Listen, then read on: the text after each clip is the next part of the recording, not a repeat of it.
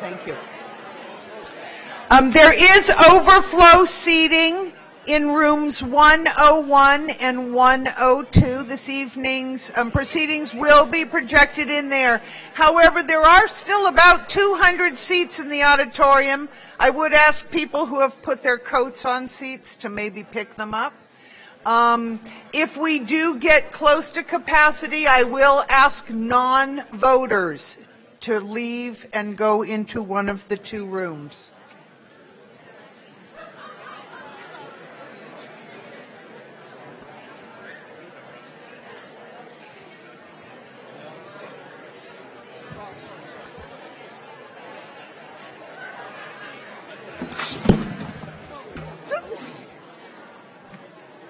That'll teach me. Yeah. I just put my feet up, don't worry. So we have a line all the way back, and in the cafeteria, there's a line in the cafeteria that goes all the way around the cafeteria. Well, really? So I don't think I can wait, though, till they all check in to start. Do I need to? I don't know. If you see the number of people there, it's quite a few. Really? The lines all the way.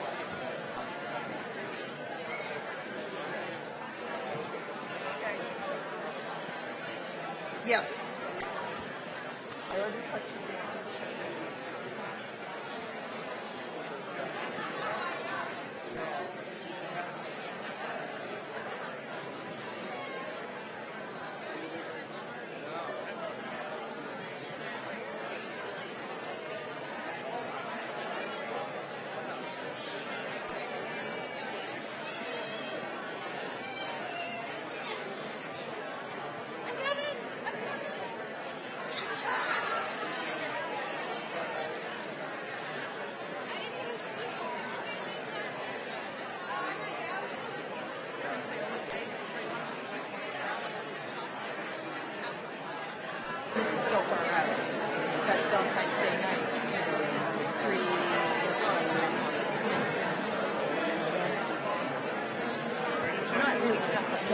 Maybe the next day or so, but it only go to the 14th.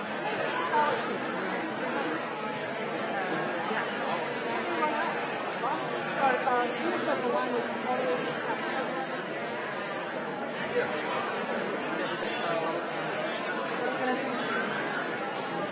Another one? The English ones?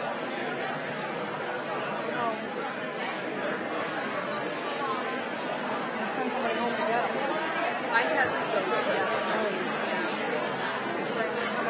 I didn't bring them. I could go there. I bought some.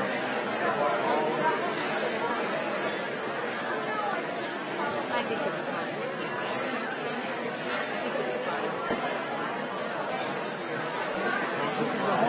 Yeah, I know. Okay.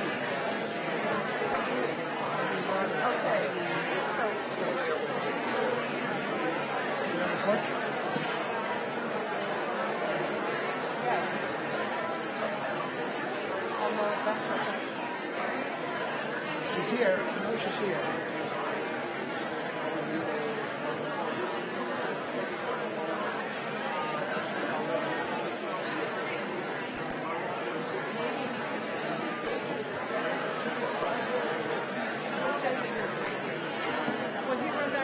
Hey, David.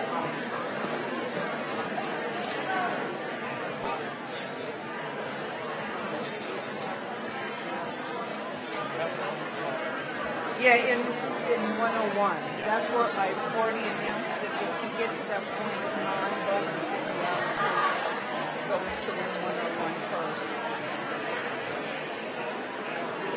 And then overflow voters can go into room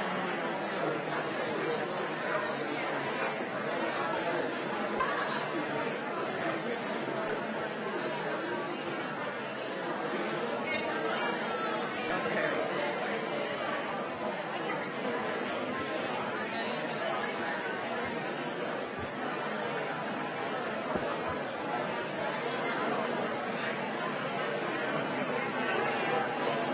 Okay.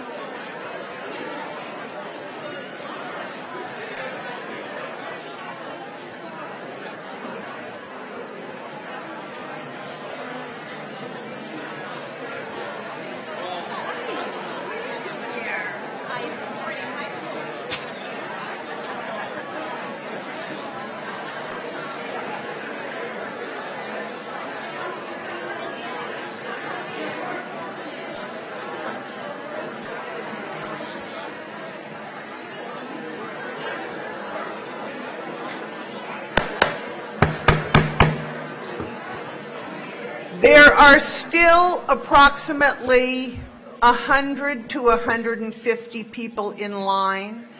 At this time, I would ask non-voters to please go into room 101. The proceedings are being broadcast in the room. And if the group at the end, when the discussion is going on, if there are non-voters who wish to speak at the end, we will ask everyone in the room their feelings still. But I would ask non-voters at this time to please go into room 101 so that there's room in the theater for registered voters.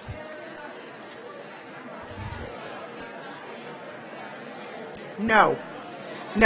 Staff of the school, administrators of the SAU and of the high school do not need to leave whether or not they are registered voters.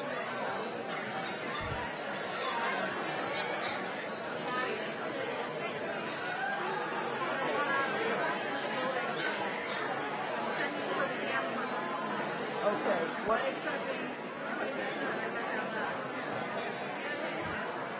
Okay.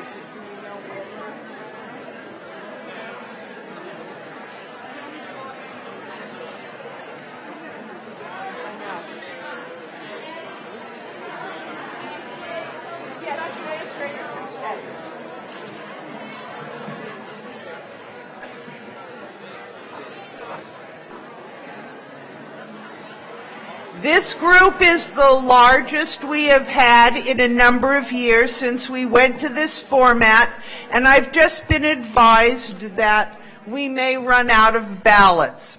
If we do, there's already someone on their way to get the ballots which were printed for tomorrow night's Amherst School District meeting, and we'll use those for tonight. But it will cause a little lag in people checking in.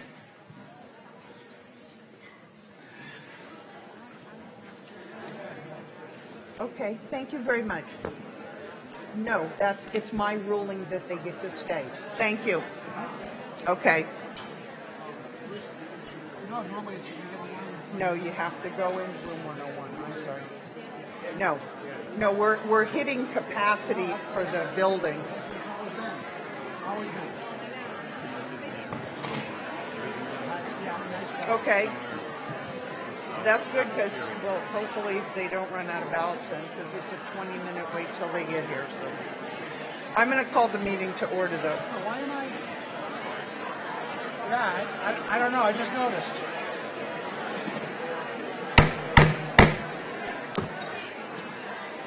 Good evening. I don't know what. My name is Addie Hutchison, and I'm moderator of the Souhegan Cooperative School District.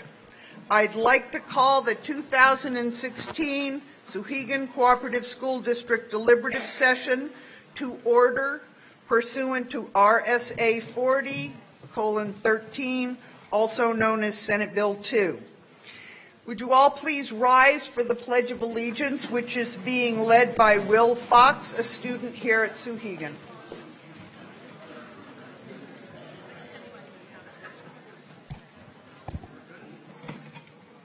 I pledge allegiance to the flag of the United States of America and to the republic for which it stands, one nation, under God, indivisible, with liberty and justice for all.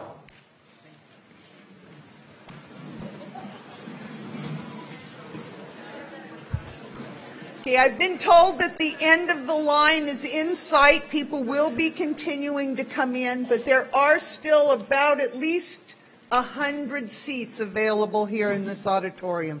So I think we're okay at this point.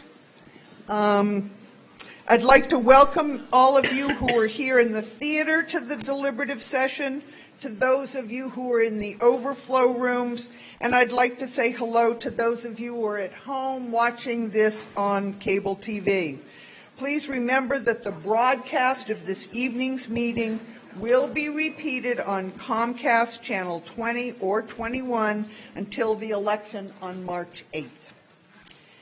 Tonight's meeting is being held to allow the Souhegan Cooperative School District to decide upon the wording of warrant articles that will be voted upon on March 8th by all eligible Amherst and Mount Vernon residents. You will be asked to take one of two actions on each warrant article presented tonight. First, you can maintain the original wording of the article as presented by the school board. In that case, the warrant article will be placed on the official ballot as originally written. Second, you can amend the original wording of the warrant article. If an amendment passes, the amended warrant article is then placed on the official ballot. A copy of the moderator's rules are available in tonight's paperwork, but I would like to review those at this time. There is no smoking anywhere in this building. Non-voters are not being permitted to remain in the auditorium, as there does not appear to be any room. Motions to amend must be made in writing and will be voted separately. Amendments will not be allowed to accumulate. Each speaker shall state his or her name and address and limit his or her time at the microphone to 3 minutes. No individual will be allowed to speak a second time until all others wishing to speak for the first time have done so. Speakers wishing to address the meeting should form a line behind one of the two microphones that are out there in the audience. One is labeled for and one is labeled against. please try and line up in back of the appropriate microphone so that we can alternate positions as we go. I will say now, and I have said it separately to a number of people, we will be allowing voters to speak first. Any voter wishing to speak may be able to speak. Non-voters will not be allowed to speak until the end, and only if it is the wish of the body to hear from non-voters. If you do vote to allow one non-voter to speak, however, you have to listen to all the non-voters that want to speak. So just keep that in mind as the evening progresses. I will accept a motion that is made only at the microphone. No motion to call the question will be accepted until there has been sufficient debate on the article.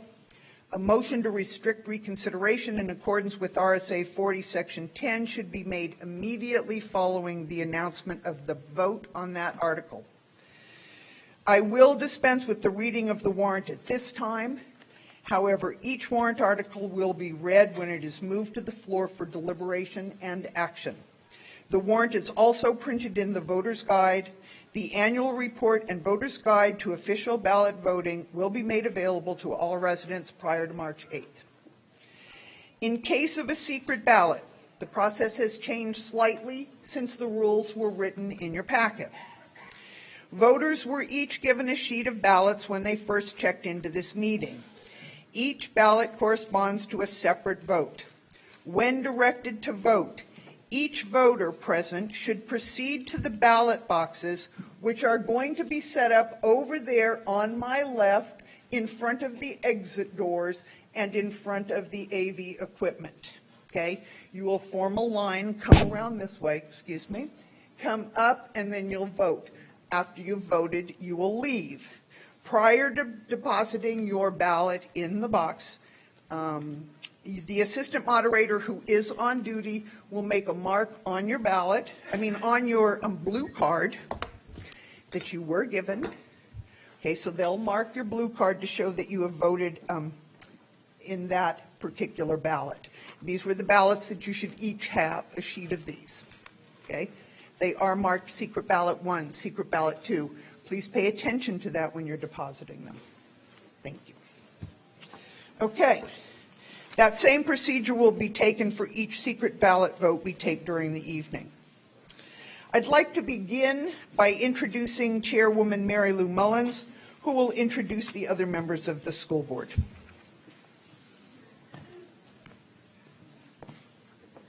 Thank you, Madam Moderator. It is my pleasure to introduce my fellow board members. To my left is Steve Coughlin from Amherst, Jeannie Lute, also from Amherst, Chris Jansen from Amherst, Dave Chen from Amherst, Pim Gronstra from Mount Vernon, and Howard Brown from Mount Vernon. Madam Moderator, at this time, could we make a short presentation? Sure. Okay, if John Quinlan, the SAU board chair, Lucienne Folks, the Amherst School District Chair, and Tom Driscoll, the Mount Vernon Chair, could come up. I don't see Tom. While they're coming up, I would like to introduce Peter Burton and allow him to introduce the other people that are on the podium with him. Oh, sure.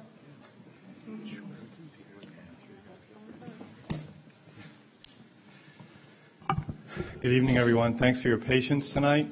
I thought something big was happening in Iowa, but I think this is it's even better. So thanks for being here. We do appreciate your patience, and thank you for coming out. If you could all get seats, I have the pleasure please to have you introduce stand in the aisles. some of my colleagues this evening. There are some sitting in the front row, and with all the people here, I may miss a few people, but I'll try. So to my far left, Bruce Chakrin, who is at the camera here, is the Director of Educational Technology at SAU 39. I have Kathy White, who is the Dean of Faculty at Souhegan High School. Christine Landwirl, who is the Director of Curriculum and Professional Development for SAU 39. Meg Beauchamp, who is the Director of Student Services for SAU 39. Jim Miner, Director of Buildings and Grounds for SAU 39. This is Jim's last deliberative session. Yuck. I know he's going this, I'm saying, oh no, you know, although we have a very good replacement coming up. To my far right is C.J. Butler. Seated next to C.J. is a gentleman from the Sue Leslie Kidder Law Office, and he introduced himself to me, and I forgot his name. Gordon Graham, our attorney, will say who that is. Anthony Muir. Thank you, Gordon. To Gordon's left is Rob Scully, our Souhegan High School principal. And to his left is Betty Schenkel, our SAU 39 business administrator. Thank you. Okay, really quickly, if I could ask you people who are standing along the side to please find seats. There are at least 25 seats available in that section over there. I would also ask you people who are sitting two and then an empty seat and then two and an empty seat, if you could please switch together. There are too many of us to do that tonight.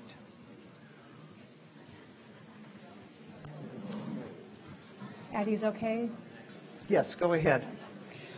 Okay, so we wanted to start the evening off on a real positive note, and as it turns out, it works out to let everybody who's in the hallway file in.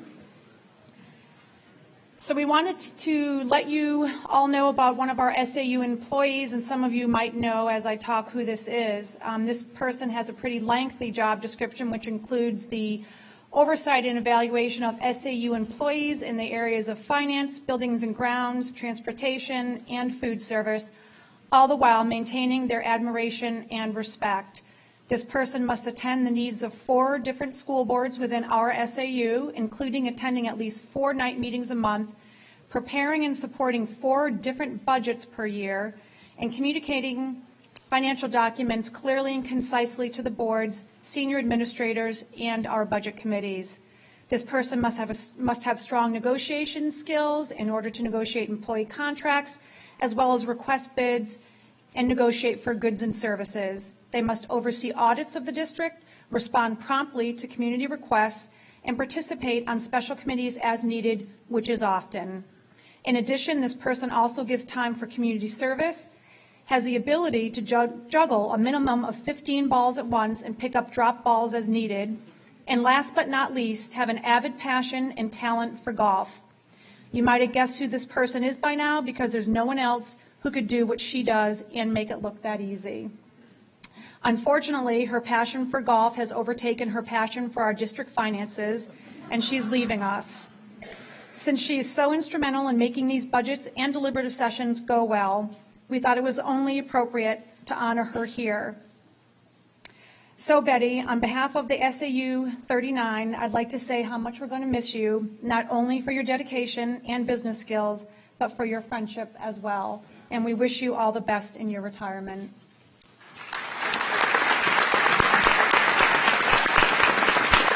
We have a gift for Betty as well.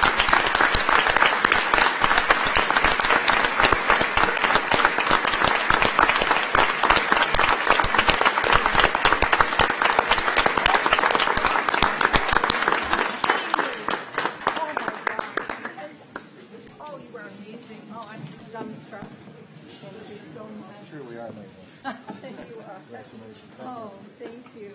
That is, yes. Well, yeah.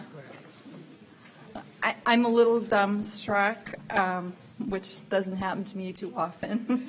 Everybody knows I can usually talk, but I really thank everybody. I love my boards. I love working in Amherst. I love working for this town. So, and I've done my best to always put that taxpayer right there front and center. I just want you to know that, right along with the kids. So it's a good line, and I feel our boards walk that line and do it well, and I just really appreciate this, and I got a great gift. It's the most awesome golf course ever. Fox Harbor in Nova Scotia. So, David, where are you? Yeah, we'll be playing there. Anyway, thank you so much.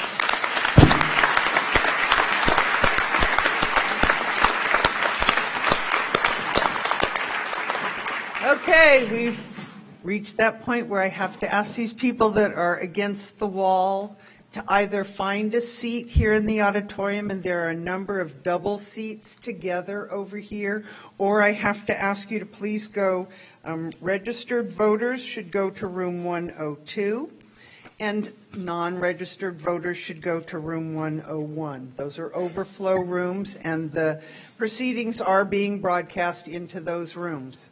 You may not sit in the aisleways, unfortunately. These aren't my rules, these are the fire people.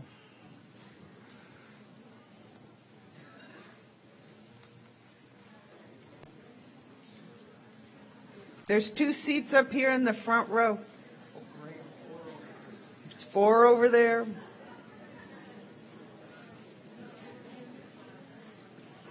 Okay, room 101 for non-registered voters, room 102 for registered voters.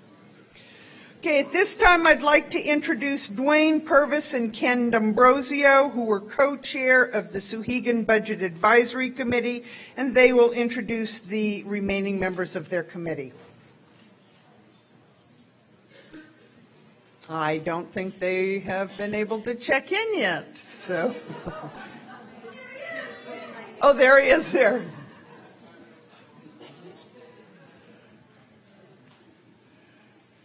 My turn? Good evening, everyone, and welcome. Mic's not on? Yep. Mic, guys, is the mic on? Can you hear me? Yep. There we go. Good evening, everyone, and welcome. I'm Dwayne Purvis. I am the co-chair of the Advisory Finance Committee for fiscal year 17. Examining this budget along with Ken D'Ambrosio. Do you want to introduce the members of your committee? I will. I first want to thank you, Madam Moderator, and Madam Chairman of the Board. Thank you. Superintendent, Business Manager Schenkel, thank you. Principal Scully, thank you. And to the members of the board, thank you. This was a great year. From Mount Vernon, we had Ian Cochran. He's around here somewhere. I saw him. There he is, Ian. Jane King, also from Mount Vernon. From Amherst is Sue Burchard. She was kind enough to be the secretary. She's not here today, I understand. Lisa Eastlin, there she is. Beth Kuzma, and Ken D'Ambrosio, the co-chair. Thank you, Dwayne. Okay, before we begin, I think that we need to all thank Jackie Bauer and Stan St. Ange of Souhegan High School for their assistance in setting up tonight's technology.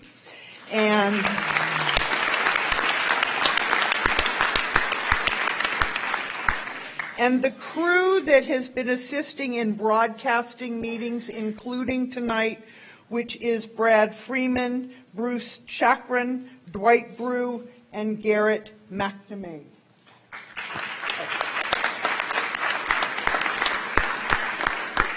Okay, at this time I'm going to, do the people over here that are congregating have seats?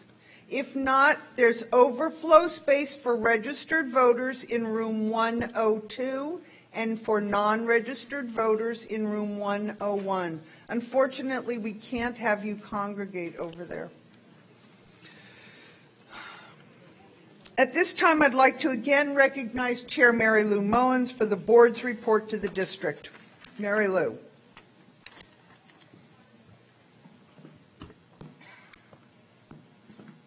Okay, Madam Moderator, Pim Gronstra is going to introduce Article 2. Okay, perfect. Pim? Sorry, Pim's not on yet. I'd like to welcome our principal, Mr. Rob Scully, up to start the presentation.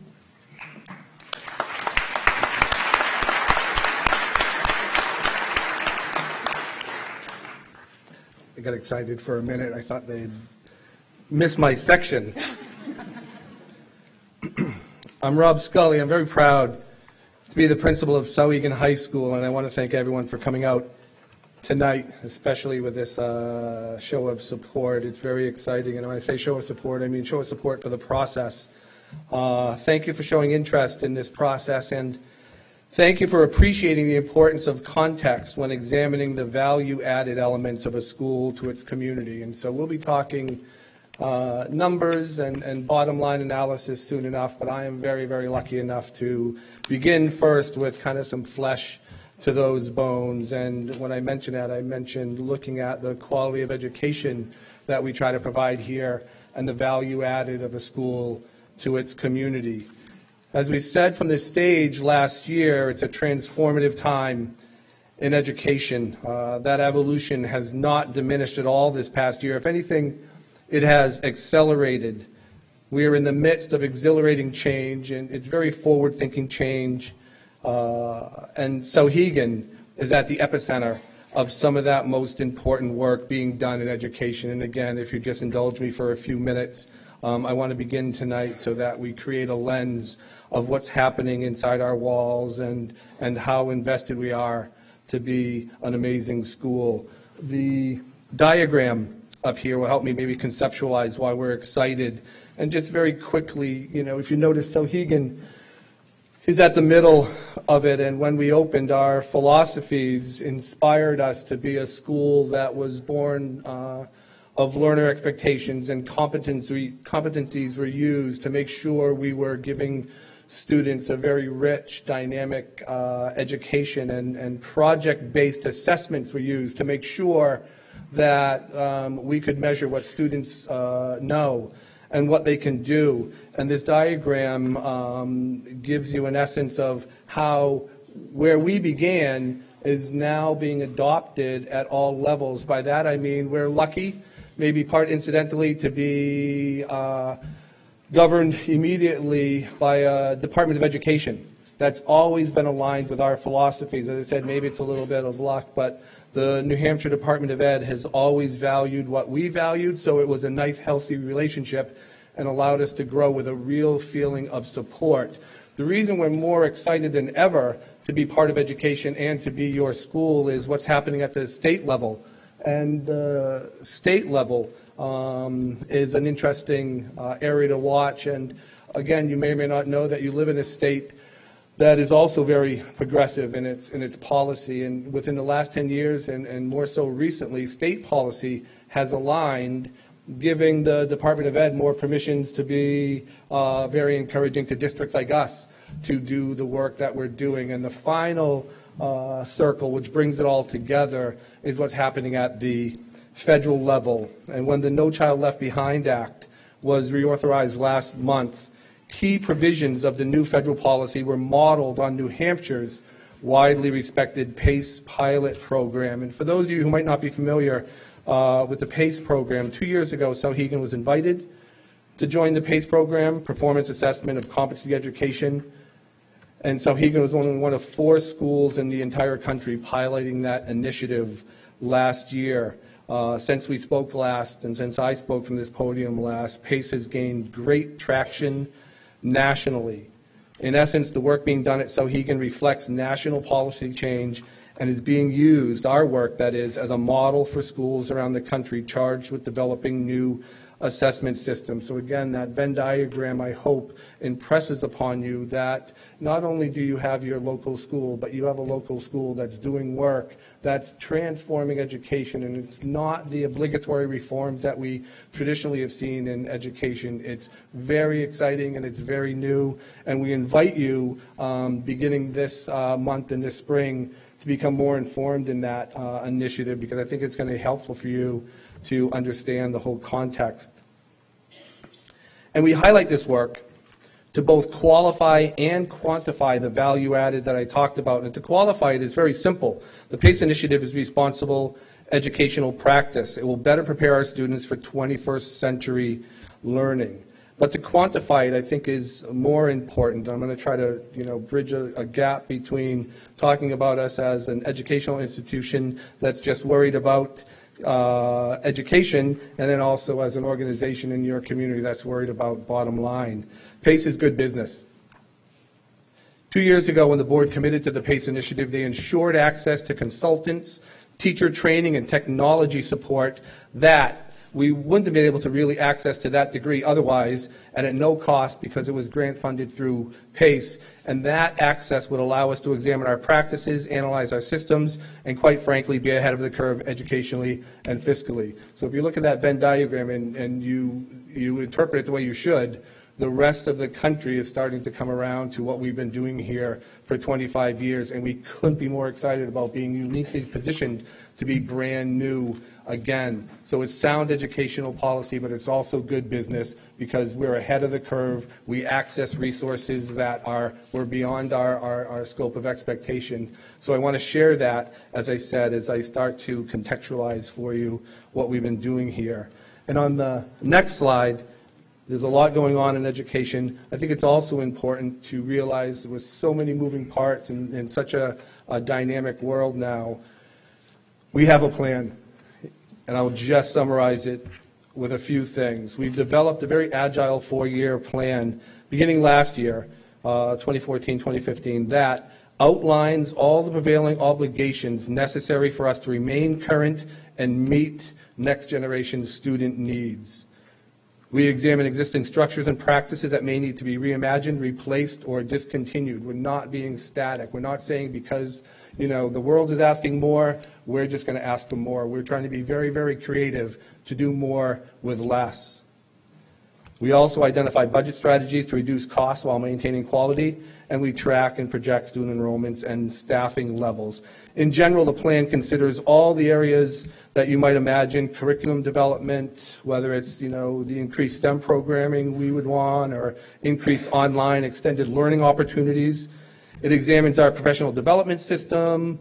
It streamlines processes. The details, frankly, are too much to highlight here. It's not complicated per se, but it's very intricate.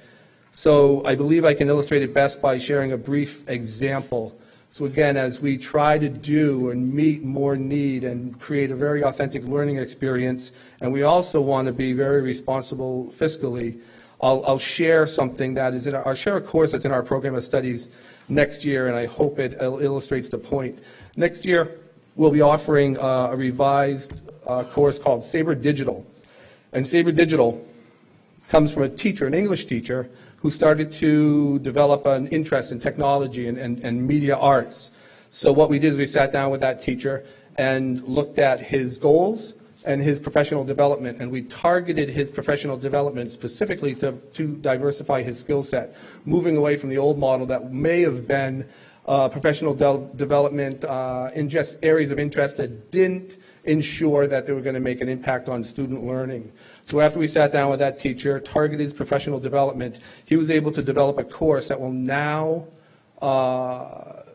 have dual credit bearing experience. So one teacher, one course, but they can gain English credits and tech, media, arts credit because we looked at an existing structure and refined it.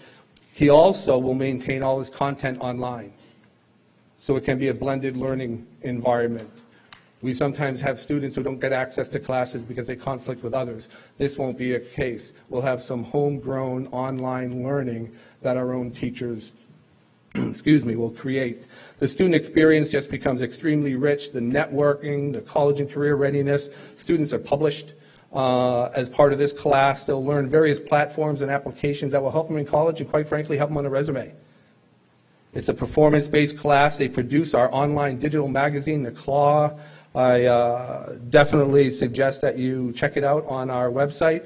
And recently, members of The Claw secured exclusive interviews with 2 presidential candidates as they came through here. And after they interviewed the candidates, some of them were interviewed themselves by national media outlets. I can't emphasize enough that this is where we're heading. This is the innovative steps that we are taking to meet the needs, but also maintain a real fiscal responsibility. And as you see by the next slide, from the quote, the system is changing, the expectations are changing, and the needs are changing. To respond to this, our primary focus remains really simply instruction. We want excellent, caring teachers in front of your students. To do that, we've instituted a few new systems. Our teacher leader effectiveness. It's a new system for classroom observation that allows consistent observation and consistent feedback more often. Our professional development, as I mentioned, is targeted, is goal-centric. It's specifically relevant to student learning, so the bang for the buck is there. Our curriculum development, frankly, I think it's the most aligned, current, and college and career ready than it ever has been, and most excited about how it also really, really aligns with the new assessments that are coming down the pike that were often used to measure our success. Our teachers have been invited to present at national conferences and published in respected journals. Our teachers are New Hampshire Educators of the Year Award winners and recipients of the Presidential Award for Excellence. And even more importantly, our teachers day to day, if a student is struggling, they're here late making sure that student doesn't struggle. The student experience, again, is also very important to us. In a competency-based education, the experience is just much more relevant, and there's a heightened assurance that students acquire knowledge and skills that are necessary. Next generation learning in our program of studies, to that I'll say we're in a constant state of program review. We do a little work to make sure we're not maintaining the status quo. For example, in our program of studies next year, we're very excited that not only does it serve the requirements, but student interest, and the STEM courses that we'll add next year include AP Computer Science, Programming, and VEX Robotics. And we're able to do that by a budget that allocates or reallocates, and our staff, as I mentioned earlier, going the extra mile to learn additional skills. So we'll be able to offer, while our budget to budget is going down, while we're decreasing staff, we're still able to add 3 new courses in a very important program. Steve's probably ready to press that red light that blinks that says my time's up. So it's probably a good time. I have a couple more things, but I don't want to neglect to mention this. Starting next week and definitely through voting, please feel free to contact Sally Varenka. I'll be having community office hours, I think Monday morning and Friday morning, because I, even though how much I gab, you will be unfulfilled by what I would like to talk more about. So look for that this week coming out in an invitation. Our students also have been recognized for their accomplishments in all aspects of their experience: art, science, athletics, literature. Our students have received awards at robotics competition, jazz festivals, and business entrepreneur challenges. We have the whole student covered. Our students have been National Gatorade Player of the Year winners, Military Academy nominees, and presidential scholars. And not to mention, if you're measuring us by the quality of the student that we produce, our alumni include members of Forbes magazine's 50 Greatest Leaders and a Congressional Medal of Honor winner. Our commitment to instruction and the student experience has resulted in some statistics to acknowledge on the next slide. Our graduation rate is consistently at or near 100%. Our college acceptance is at or near 90%. We are always within the top 10% of schools in preparing our students for college. And 8 out of 10 of our students are involved in co-curricular activities. Speaks to our commitment to the whole student.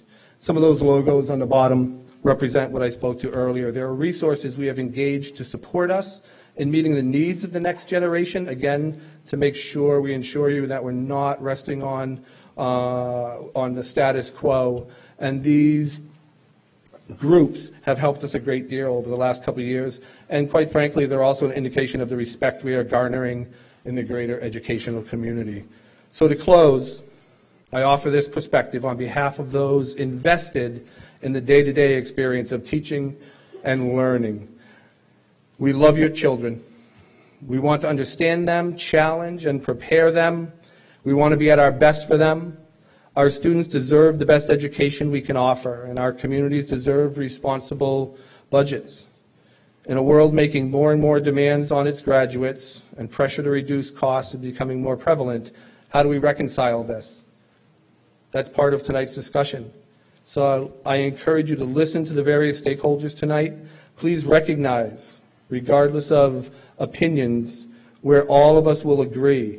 An excellent education is critical, possibly more now than in any other time in our history. I hope I was able to illustrate how excited we are to teach your children, how important it is to represent Amherst and Mount Vernon, and how committed we are to responsible spending. We are on the cusp of amazing things here. We are a state leader in education, and we are being recognized at the national level.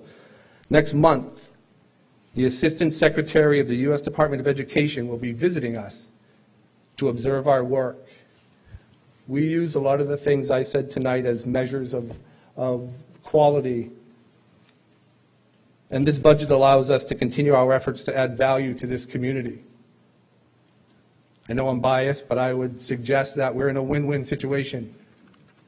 The picture I just painted for you is very positive. And the win-win situation would allow us to continue that growth, continue that innovation. We are offering a budget that has budget-to-budget reductions that it's a trend that you'll see tonight. And as I said, with just a little bit more time of the process, we can get that value added. We can be an amazing school, a destination high school with national recognition that aligns its cost with what's comfortable for the community. So again, I implore you, please listen closely tonight. Please trust what we've done so far is going to leave you with one amazing school, with amazing teachers and unbelievable students, and we're going to do it so it will be fiscally responsible. Thank you. Thank you, Rob.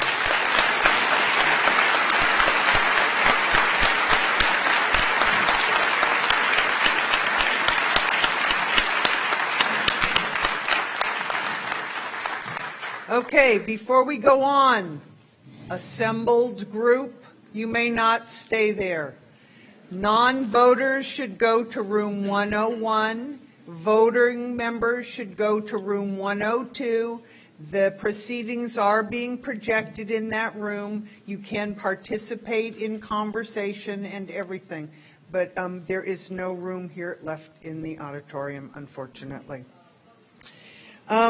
Also, I'd like to announce that for any of you who did not get your ballots, that they ran out of ballots, the ballots are here now. So if you didn't get them, you may go get ballots. I'd like to start by reading Warrant Article 1. To elect all necessary Souhegan Cooperative School District officers for the ensuing terms by official ballot on March 8, 2016.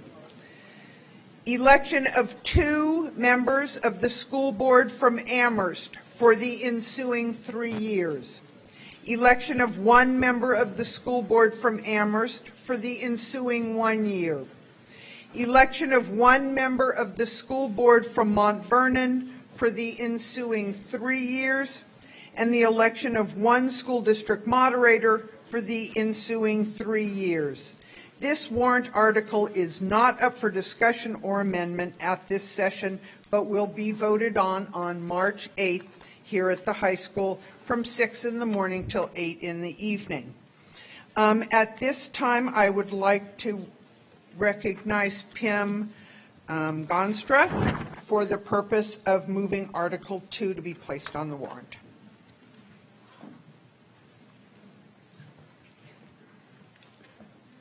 Thank you, Madam Moderator. Great to see such a large turnout tonight. I think there's more people here than there were at the Souhegan graduation last June, where I gave the commencement address for the school board.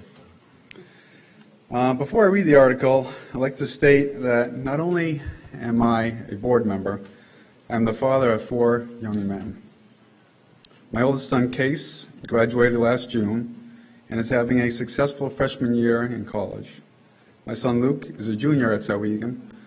My son Reese, who turned 15 today, is a freshman, and my youngest son Tate will be entering Souhegan this fall. Article 2. Shall the Souhegan Cooperative School District raise and appropriate as an operating budget, not including appropriations by special warrant articles and other appropriations voted separately, the amount set forth on the budget posted with the warrant or as amended by vote of the first session for the purposes set forth therein, totaling $17,583,870. Should this article be defeated, the operating budget shall be $17,160,949, which is the same as the last year, with certain adjustments required by previous action of the Souhegan Cooperative School District or by law, or the governing body may hold one special meeting in accordance with RSA 40:13, 10 and 16 to take up the issue of a revised operating budget only. Majority vote required to pass. The board supports this article by a vote of 6-1. Okay, do we have a second? Rick Katzenberg. Okay, Pam, are you going to make a presentation? Yes, thank you. We look at various factors during the budget process, including goals for enrollment, class sizes, participation in co-curricular activities, cost per pupil, and any improvements needed to our facilities. When a budget is put together, it is built using a zero-based budgeting process where every line item of the budget is reviewed by separate subcommittees in an effort to meet board-approved goals. The subcommittees, consisting of at least one board member, one advisory finance member, one Souhegan administrator, and one SAU administrator, then report out to the board with their recommendations. We also receive input from the Budget Study Committee, which meets year-round to ensure fiscal responsibility.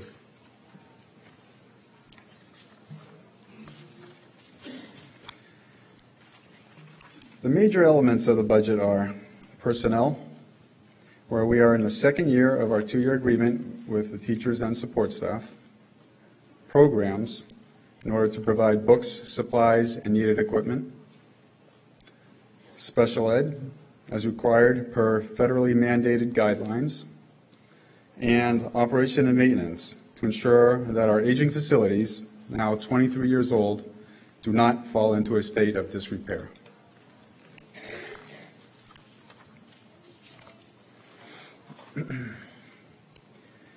The proposed budget is just under a 4% decrease from the current budget, which equates to over $723,000 cut.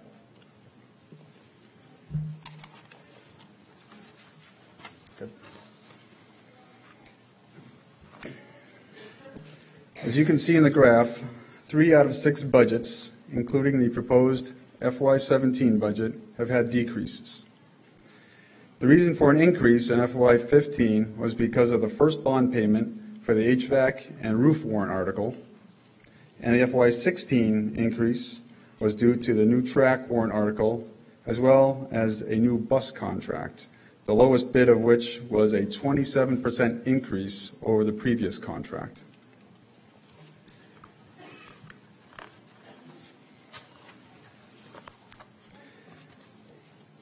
This slide shows a graphic portrayal of our budget year over year since FY11. As I explained in the previous slide, FYs 15 and 16 had increased budgets due to voter-approved warrant articles and the new bus contract. The board and administration took a hard look at the budget this year and worked equally hard to ensure that we deliver a lower yet responsible budget to the taxpayers for fiscal year 17. At this point, I'd like to turn it over to Mary Lou Mullins.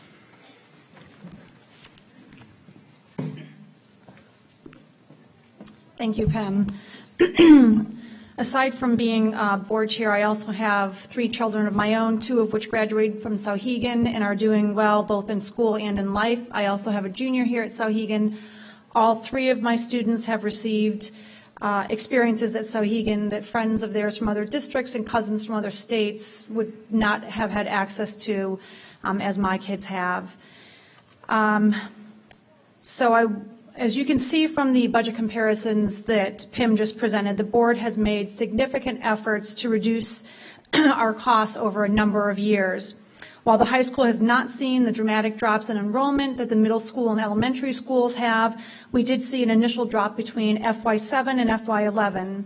Both the board and the administration wanted to align our costs with those initial drops with a well-thought-out, measured approach so as not to affect the high quality of education here at Souhegan. Before we made any changes, the board wanted to look at what our core values and objectives were. the things that we did not want to give up in making reductions. You can see some of the most important ones listed here. The first being to support personalized learning, which is also one of the tenets of our coalition. As part of this goal, we set targets such as keeping class sizes to approximately 20 students and maintaining a student-teacher facing ratio of 80:1. And for those of you who don't know, our student-teacher facing ratio is the number of students any teacher is responsible for in a given trimester. We also wanted to keep supports in place to maintain the goal of a 0 dropout rate, and we've included some of those supports here that help us reach that goal.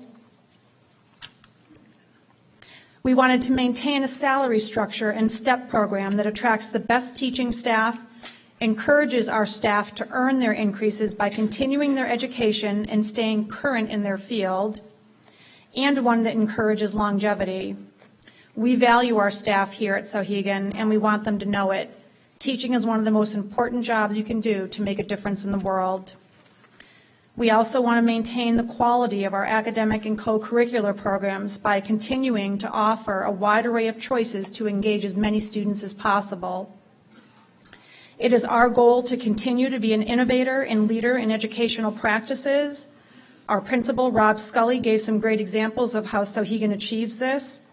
The board is excited and proud of the forward-thinking administrators we have, of our professional staff, and of the transformational work that Souhegan is involved in. We also want to be able to continue the implementation and training of the Teacher Leader Effectiveness and Evaluation Program that transcends traditional teacher observation models. And we want to have the resources and time to continue to encourage our student-led programs. These programs are part of what makes Souhegan so unique in the preparation of our students to go out into the world. Two of those programs that are gaining regional and national attention and acclaim are our student-led ethics forum as well as our student-led community council. So how do we accomplish all these objectives while still reducing costs? I think every board member up here will tell you that it's a very difficult balance, but we've taken many steps over a number of years. You can see here that we're starting in FY12, and the reason for that, well, there's a couple reasons for that. First, this is a year that we started making our second round of targeted reductions. And second, we heard from a number of people, including some members of the group Working for Great Schools, that they were unaware of these reductions and that we should make them known. You can see here that we started with the closing of one of our 2 cafeterias in FY12. We negotiated a contract in FY13 that included very small cost of living increases for our staff. In FY14, we eliminated 10.2 positions and formed a committee that would review all aspects of our budget on a year-round basis.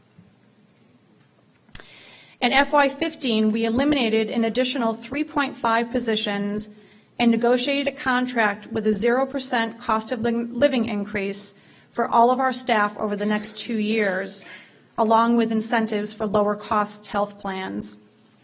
Also in FY15, we had substantial, unanticipated, unbudgeted savings, which allowed us to return $600,000 to taxpayers.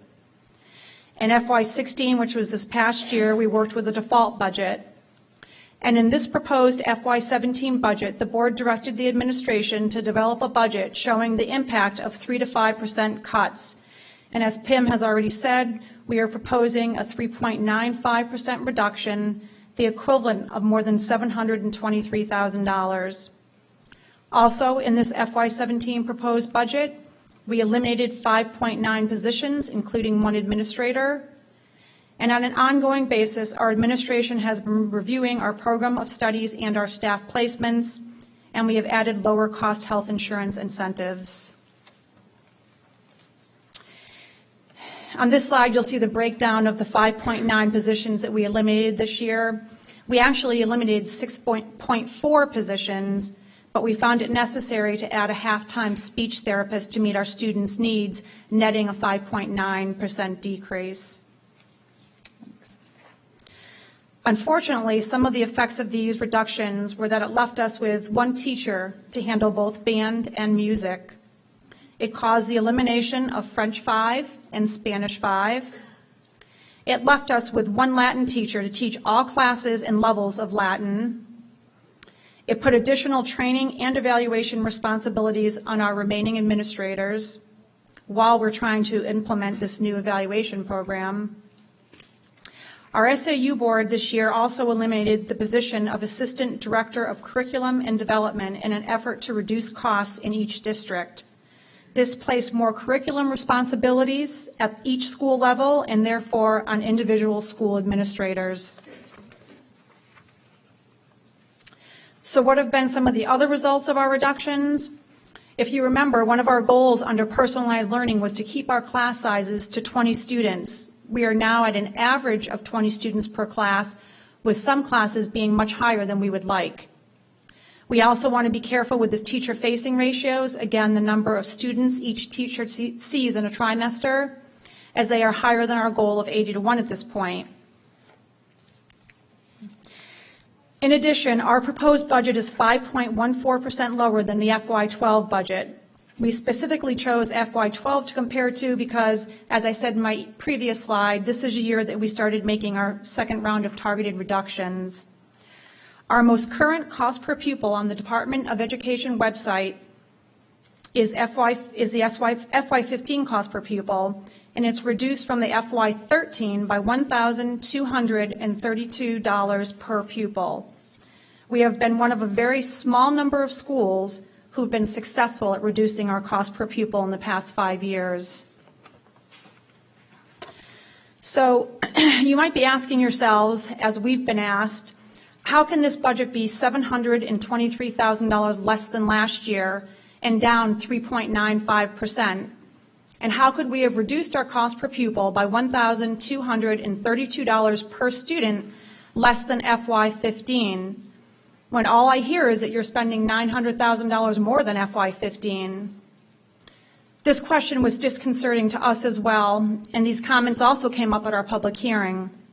So we wanted to again clear up this inaccuracy. We are not spending more than last year or more than the FY15 approved budget. The comparisons you may have heard about do not use our voter-approved FY15 budget. What this unfair comparison does is take our FY15 approved budget and subtract a number of unanticipated, unexpected savings that we had that year. These are savings that we cannot count on in future years. These items include an unanticipated $87,000 reduction in health care premiums, a $153,000 unbudgeted return from Health Trust. They had a legal obligation to return this to us, and we will not receive this again. We had savings in a budgeted special education cost due to a change in our special education population of $213,000, and a $130,000 savings in our employee matching program based simply on employee choices that year. Again, these were unexpected, unanticipated, and unbudgeted, therefore making it unfair to compare to a proposed budget. It is unfair to compare actual expenditures from 2 years ago to this year's proposed budget. I'd like to now turn the presentation over to Jeannie Lute, but before I do, the board would like to thank Jeannie for stepping in at the last minute when we lost Fran Harrow during her term this year. And without missing a beat, Jeannie took on all of the responsibilities and then some.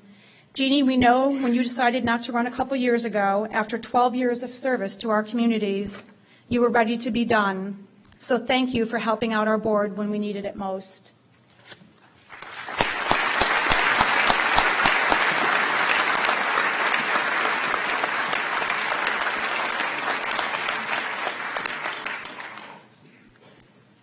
Thanks so much, Mary Lou. I'm telling you, it's still very hard to think of the world without Fran and to fill her shoes, because she really was an extraordinary person and very dedicated to Souhegan and her work here. The items that I'm going to be talking about tonight are sort of a hodgepodge of items that affect the budget. Obviously, there are a lot of elements to consider when developing a budget. The end goal is to make sure that the budget adequately provides the students with the skills and knowledge they need to succeed in both college and the work world.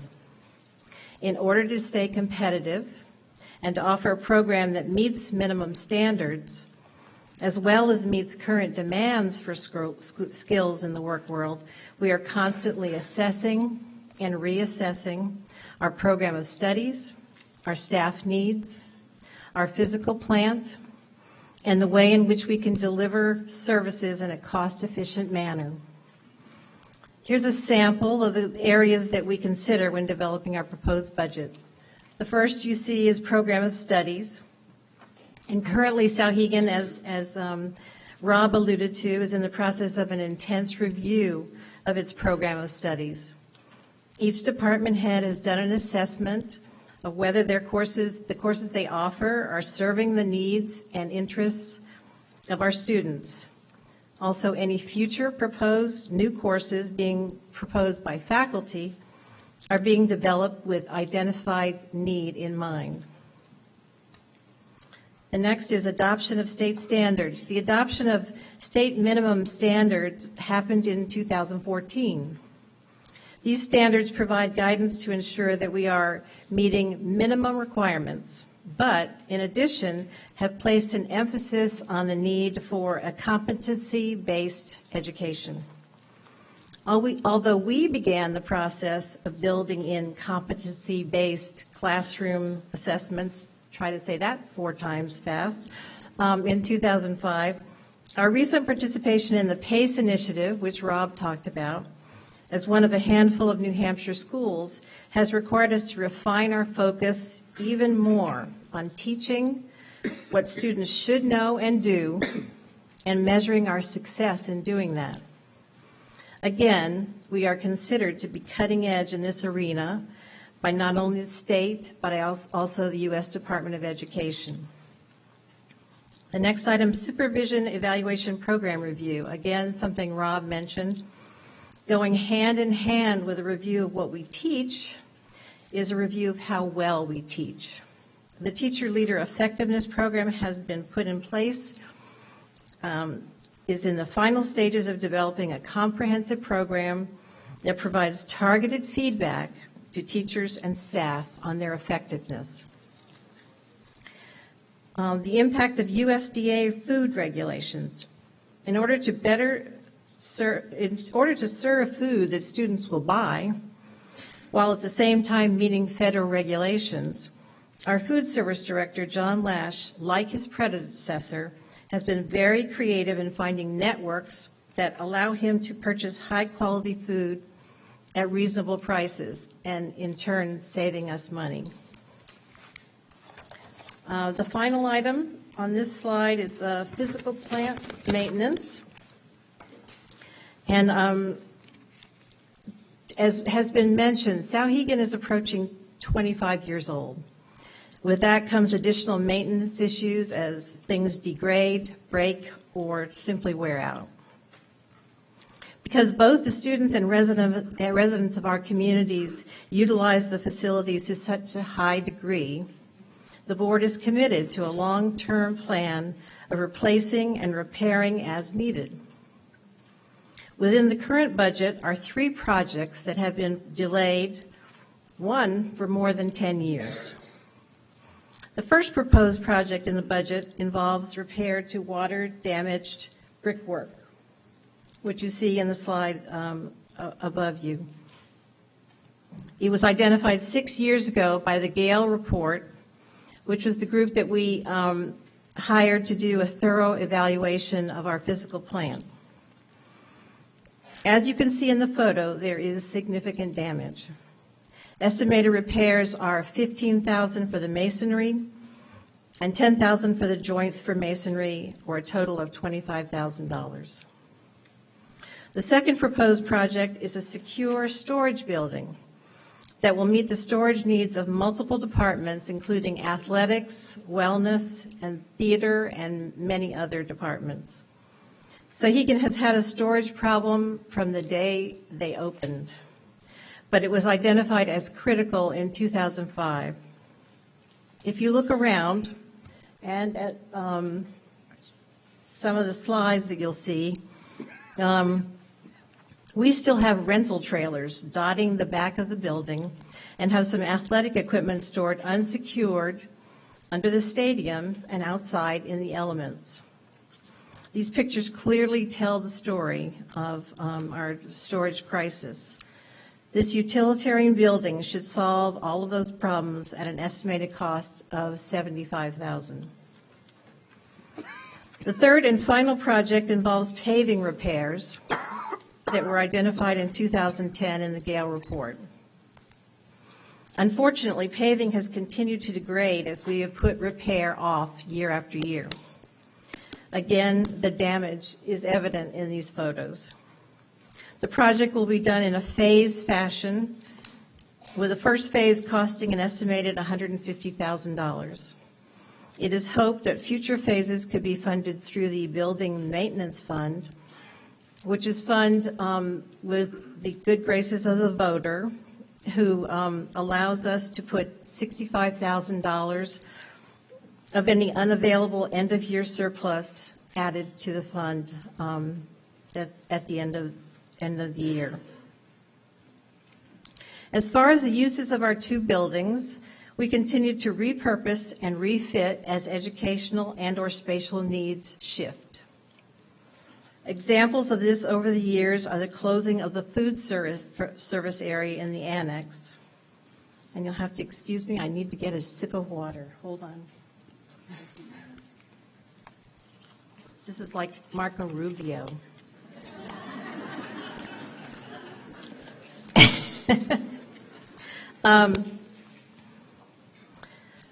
Examples of the repurposing over the years are the closing of the food service area in the annex. This space then naturally became the ideal place for art. The space in the main building, formerly used by art, then became a multi-use fitness space, meaning that the very small, inadequate space that served as our weight room could be repurposed for special needs uses. Several classrooms in the main building were recently repurposed and refitted to accommodate the new learning commons that better consolidates services provided to students who need academic support or just a little bit of help. It is important to note that although some believe we can just shut down the annex, at the moment it is fully being utilized and will continue to be valued as a flexible space that we can adapt in the future. For instance, should the space become available, it could potentially become a STEM center, since its multiple science labs, computer technology spaces, and media art spaces lend itself well to this purpose. The next slide, entitled Ongoing Future Budget Considerations, is really a reminder that assessment of programs, efficient utilization of staff, maintenance and repurposing of this facility, meeting strategic planning initiatives, and finding ways to adjust for future enrollment changes without negatively impacting quality have been and will continue to be essential parts of the budget development process. The next slide focuses directly on the efforts of the 17-member SAU board and members of the public to formulate a vision for the future of SAU 39 that encompasses goals, strategies, and initiatives, some of which may have future budget impact on all of our districts. So if you're interested in learning more, I believe that you can go to the SAU website, SAU 39, and you will see the entire report. Next, I'll be switching gears to talk about the SAU budget and our share of the SAU budget.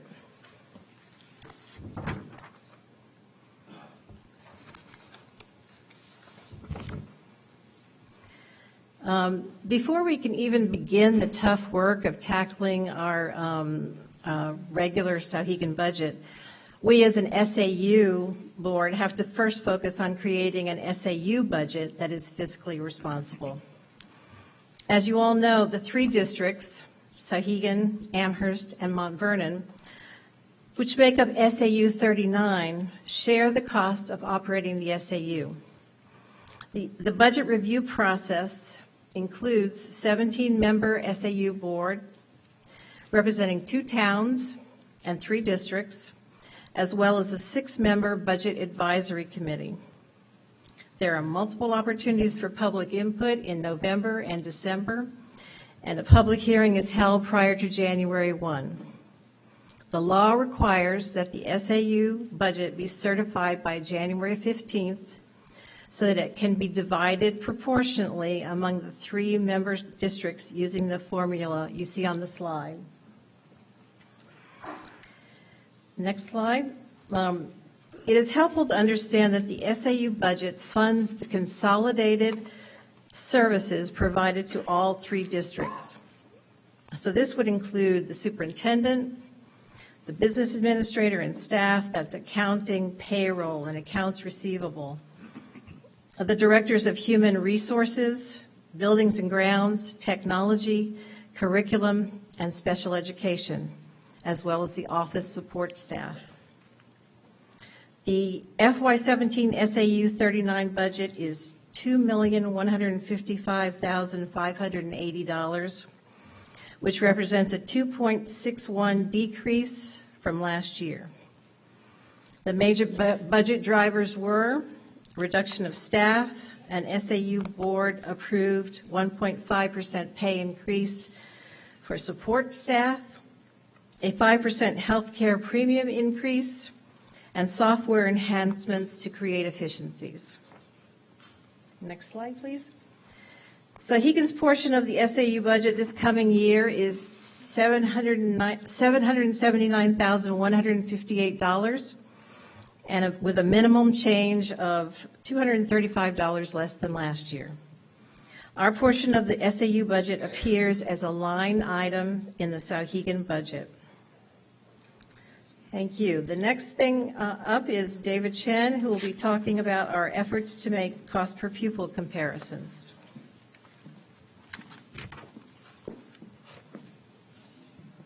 Thank you, Jeannie. A little shorter than I am. Cost per pupil. The Department of Education has a very precise definition of how to compute cost per pupil. It is not something for the amateur. Only Betty can take that on, and unfortunately she's leaving. It is a rather complicated calculation, and it entails a good deal of understanding of the entire budget that we run. Slide 32. Let's see. The task at hand that I took on was to demonstrate a method of selecting a set of New Hampshire high schools to represent what the Coalition of Essential Schools would call traditional schools. These schools should be selected without bias. The list on slide 32 represented the variables that would be used in doing this calculation and model. During the Souhegan Cooperative School District Budget hearing, held on January 13th, 2016, data was developed and presented by me that contained several inadvertent errors. I was actually surprised to see the analysis that was included in the slides in the budget hearing when I showed up to present them. These areas were caught by one of my fellow board members after the public hearing, and they were corrected. Slide 3016. Okay. The list of high schools that were selected by the algorithm, however, this list of high schools was selected by the algorithm. However, in reflection of these errors, it was evident that other elements that needed to be reviewed. This was intended as a prototype or proof of concept from which we could begin more thorough discussion. The purpose of the analysis was to develop a consistent, reproducible methodology for selecting a set of schools that could be used as a peer group to evaluate Souhegan's budget based on the Coalition of Essential Schools' 10 common principles. One problem that arose in the analysis was that there was no description of their term traditional schools. nor was there any further guidance provided by the Coalition of Essential Schools. This basic assumption needs to be further scrutinized, and a reasoned determination of what traditional schools means is necessary in order to proceed with any analysis. This has not been done, at least not yet.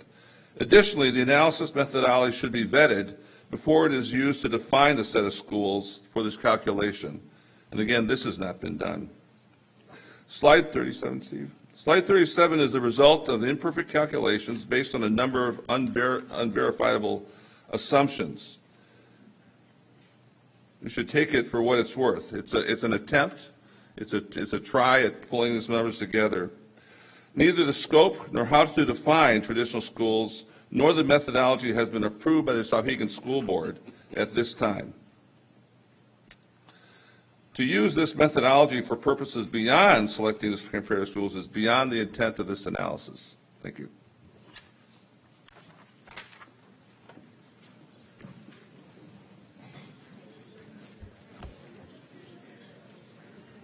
So I have here an awesome chart. There'll be a quiz in 10 minutes. This is an attempt to show how cost per pupil has varied over the last few years for many of the schools that are currently in the list selected by the methodology that David described that we're in the process of refining and improving. I could talk about this a lot. I won't. I'll just say the big green line is Souhegan. You can see it goes up for a few years and now starts going down again. The very funny line that starts in the middle of nowhere, come back my little dot, there we are. That's Wyndham, which didn't have a high school and then had one. And clearly they had not as many students the first year as they may have hoped. So their cost per pupil has come down as they've added more students. I'll just say that if you take the time to look at this in great depth, and I'm not going to give it to you, you'll see that Dresden, Hollis Brookline, Lebanon, Oyster River, and John Stark all have increasing cost per pupil. Conval, Plymouth, Bow, and Souhegan have decreasing cost per pupil. There are many lessons I take out of this. One is we all seem to be converging. We're heading in towards the same place through independent efforts and for very many different reasons. The other thing I'll say is that cost per pupil is, in my opinion, very difficult to maintain. As you can see, everyone here is fluctuating up and down, and I may say more about that later, but the key fact here is that it's difficult to predict the number of students in advance. So I like to look at cost per pupil as a trailing indicator that indicates where we need to focus effort rather than as a budget goal. This chart shows how the cost per pupil has changed from FY8 to FY15. It's the same schools that were on the other chart, plus the state average, right there, 29% over those years, and minus Wyndham, because Wyndham wasn't there in FY08. They came in FY10. So you can see that from these representative schools, the state average is there, and we are, thankfully, to the right of the state average. We have grown less than the state average, and we hope to continue that minimal growth. This is a list of, or a marvelous list of our actual student enrollments against the ones that we projected when we developed the budgets for those years. And it's kind of a crazy slide, but in general, 4 years of the 8 that are shown here, we overestimated the student population. 4 years, we underestimated. I did a little calculation. Our average miss on overestimation was 1.3%. Our average miss on underestimation was 2.1%, and that's because of FY13, where you'll notice we missed by a mile. That was an attempt to try a different forecasting methodology. We threw that out and went back to the original one. So you can see we've gotten better.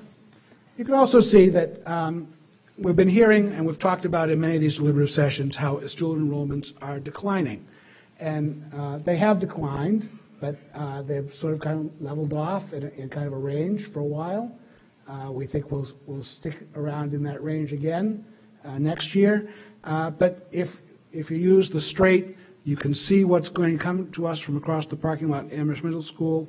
The budget after the one we're talking about now will show another significant decline. So we are preparing for that. But it's not here yet, so we can't act on it yet. We just have to prepare for it. These are some interesting statistics that show some of the indicators that are interesting to you, probably, the taxpayers, over the last few years. So you can see the teacher-pupil ratio has increased, which means, in one simple sense, higher efficiency, more students per teacher. The cost per pupil has gone down for 3 years, and we're estimating the red, is it red? It's blue. The blue up there shows that we estimate that when we finish this year, it will have gone up again. That depends on the number of students we finish the year with and exactly how much of the budget that we have we actually spend versus how much we're able to save through prudent management. Total expenditures, again, you can see particularly FY15, which seems kind of low, which then makes FY16 look kind of high, is because of those unanticipated savings that Mary Lou talked about, which translated to, hey, we saved money, you get it back. It gets returned to the taxpayers. So we budgeted what we thought we needed. We didn't need it. We gave it back to you, and that's why the FY15 numbers don't make a nice, smooth trend line as we would expect. You can see the actual enrollments for the last 4 years. October 1st is a magical date in education. That's when you tell the state, this is the number we're going to pretend is our enrollment for the rest of the year. Because, in fact, students arrive and depart every day. So every day the number is a little different here. So October 1st number is kind of the good one. It's the one we put a stake in the ground and say that's our number for the rest of the year. And then the other number that's important is called the ADM, Average Daily Membership, which is the true average of every student every day for the whole school year. And that's the one that's get used for the cost per pupil calculation. And then you can also see how the budgeted staff, that last line, has decreased. And now, that's my first bit. I'll be back again. I'm going to ask Chris Jansen to come up. But before she comes up, this is Chris's last deliberative session also. A fact I'm sure that is not far from her every thought up here. Chris joined the board 8 years ago. She was elected in March of 2008. She made an initial strategic error and was elected secretary to the board immediately. And so that means taking minutes in non-public sessions, which is not fun. That also happened to carry over, and she wound up many years being the secretary of the SAU board as well. But she also grew from that humble position to be chairman of the board for a number of years as well. She has always been available whenever we needed someone from the board to participate in an activity, to be on a committee, to come to the school for an emergency of some kind. She's been totally dedicated to the needs of the students here and the taxpayers, trying to balance, I think in all the budget discussions we've ever had, balancing the needs of the students and the taxpayers as we developed all the budgets on her 8 years on the board. And it's been a pleasure to work with her. And now you get to hear her. Chris.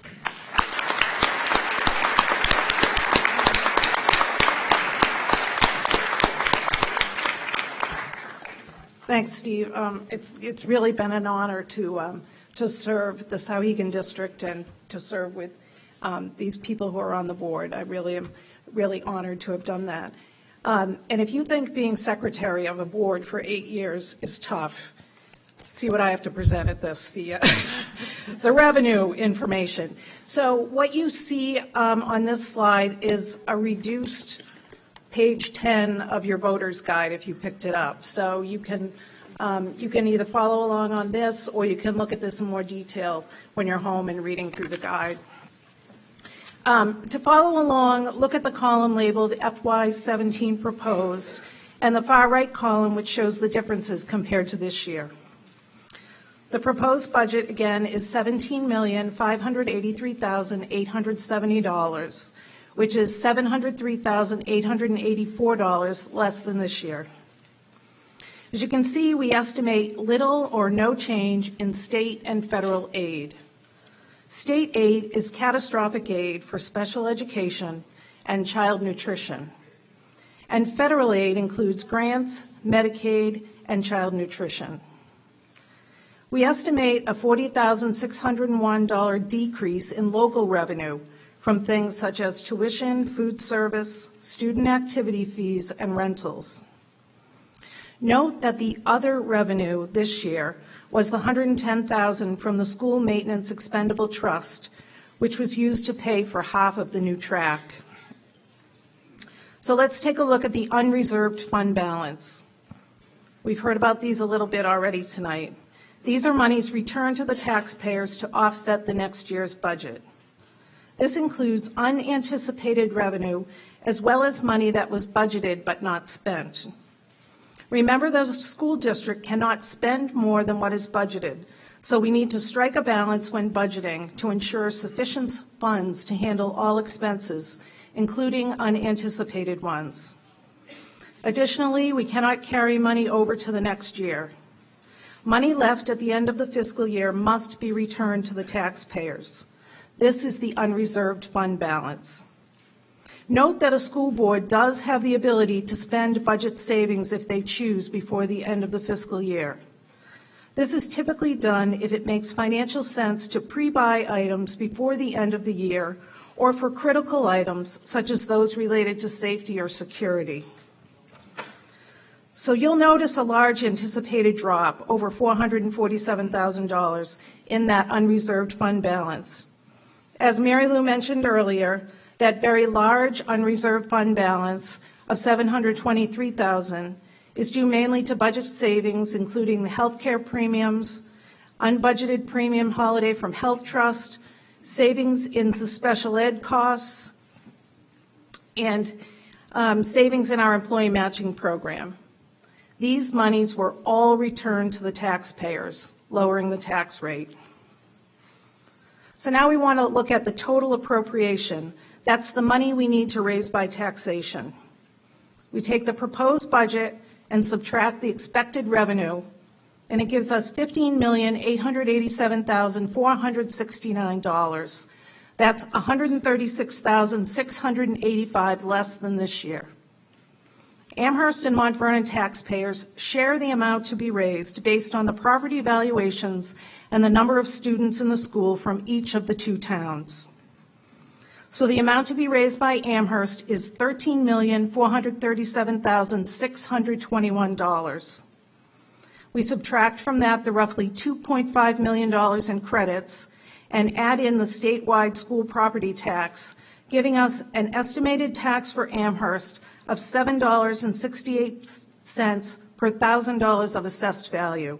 That's a decrease of 10 cents. And the amount to be raised by Mount Vernon is $2,449,848. We subtract from that the $772,000 in credits, add in the statewide school property tax, giving us an estimated tax of $7.66 per $1,000 of assessed value. That's a decrease of 22 cents. Okay, Steve.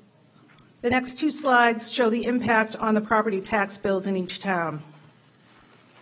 So again, for Amherst, we estimate a decrease of 10 cents in the tax rate. That would mean a decrease of $33 on a home valued at $330,000, representing the median home price in Amherst. And in Mount Vernon, we estimate a decrease of 22 cents in the tax rate. That would mean a decrease of $66 on a home valued at $300,000, which represents the median home price in Mont Vernon.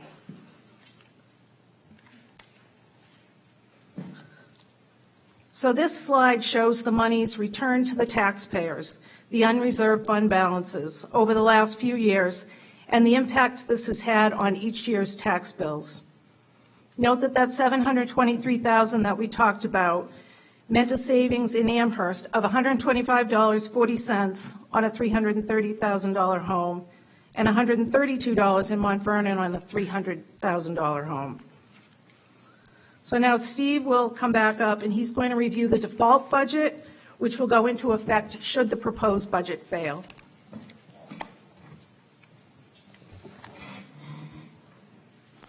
Okay, so I'm not going to read this. I'll just tell you. The idea of a default budget comes because of the way we do business now. In the old days, when we had town meeting, we would start with the proposed budget, and we would debate individual line items up and down until we all agreed on a final budget, and that would be the way things went. When we moved to what we informally call SB2, but is really official ballot voting, we needed some kind of number that would become a budget if the voters said no, because you just can't go from the proposed budget to zero if the voters say no, because it's hard to run a town or a school on zero. So the legislature, in its infinite wisdom, came up with this magical way to create a neutrally kind of default budget, which is take the budget, take out the stuff that's one-time stuff that you clearly don't do over and over again, add in any increases or decreases in contracts that you have that are required because you entered into a contract, and that becomes your default budget, and that's what you're going to have to live with if the voters say no to the proposed budget. So if we look at where we are, so the first line of this slide shows the tax rate based on the FY15 budget. That's the budget that was last year. We are now in the current budget, FY16, and we are operating with an $18,307,000 budget, and that has the tax rate that you can see up there for both Amherst and Mont Vernon. And then we have the tax impact of the proposed budget. You can see goes down as Chris just described. And then if the default budget is enacted, then it will be lower than the proposed budget, and the tax rate will be slightly lower. So you can see that the default budget, if adopted on March 8th, will be $422,921 less than the proposed, and will generate an additional 22 cents per thousand savings in Amherst and 26 cents per thousand saving in Mont Vernon. So this slide is sort of the math that implements what the legislature said we need to do for the default. So all of these little cells in this little spreadsheet show how the default budget is lower in every case than the proposed budget, because that's where contractual costs have gone down, or the one-time things that are being proposed that aren't allowed to carry forward to the default budget. And I will just point out the three highest dollar value items on this giant chart. First is the $233,000 in buildings and grounds, and that is the paving and primarily the paving and the storage shed facility. So those are one-time expenditures we're proposing this year that don't belong in the default budget. The next two are up here under technology, furniture, and equipment. In regular education, we have replacement computers because the default budget we're a little behind on replacing technology. We have a new photocopier because we keep making copies of stuff and they wear out, and some software to improve educational opportunities. Under co-curricular, that is not all, but a significant driver of that is new football helmets that are required to meet new concussion guidelines, and also some more uniforms that we need to replace. So this, if the default budget comes into place, this isn't what has to happen. This is guidance to the board and administration to help us decide what will happen. The default budget, when approved, becomes a bottom line budget that the board administration have to allocate the best way possible with the dollars available. So some of these things we might say, we can live without if the default budget comes in. Others, we might say, those are so important we can't give up on those. We need to find some savings elsewhere in the budget to pay for those. And I'm sure you're all happy to hear the last slide before I give it back to Addie. When you get your tax bill, it shows the town tax, it shows the county tax, and it shows all the schools together in one line as the school's tax. So this is just the Souhegan portion of what you see on the tax bill for the last 2 years of reality and the proposed for this year. So I'll leave it at that and return to the moderator. Okay. Thank you, Steve. At this point, I'd like to recognize Dave Chen, a member of the school board, who is going to make a minority report. Thank you.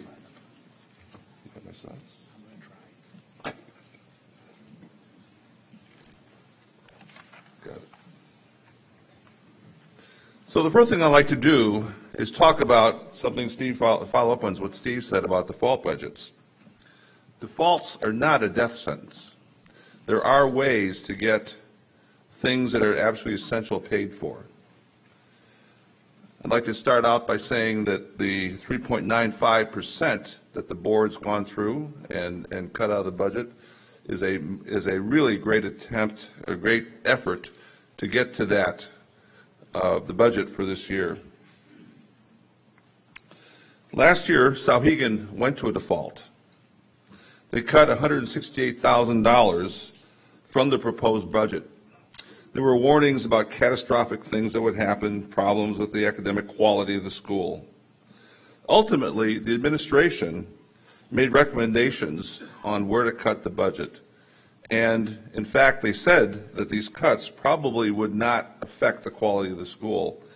And ultimately, in my estimation, they did not. I really can't discuss exactly what the details of those cuts were, but defaults have happened, and no or minimal negative educational effects occur. Next slide, Steve. Now, this is data from one of the slides. Now, I have a slide here that refers to 37 and 33, but they've added a bunch of slides, so the numbers I had are off. And this is what the surplus returned to the taxpayer was.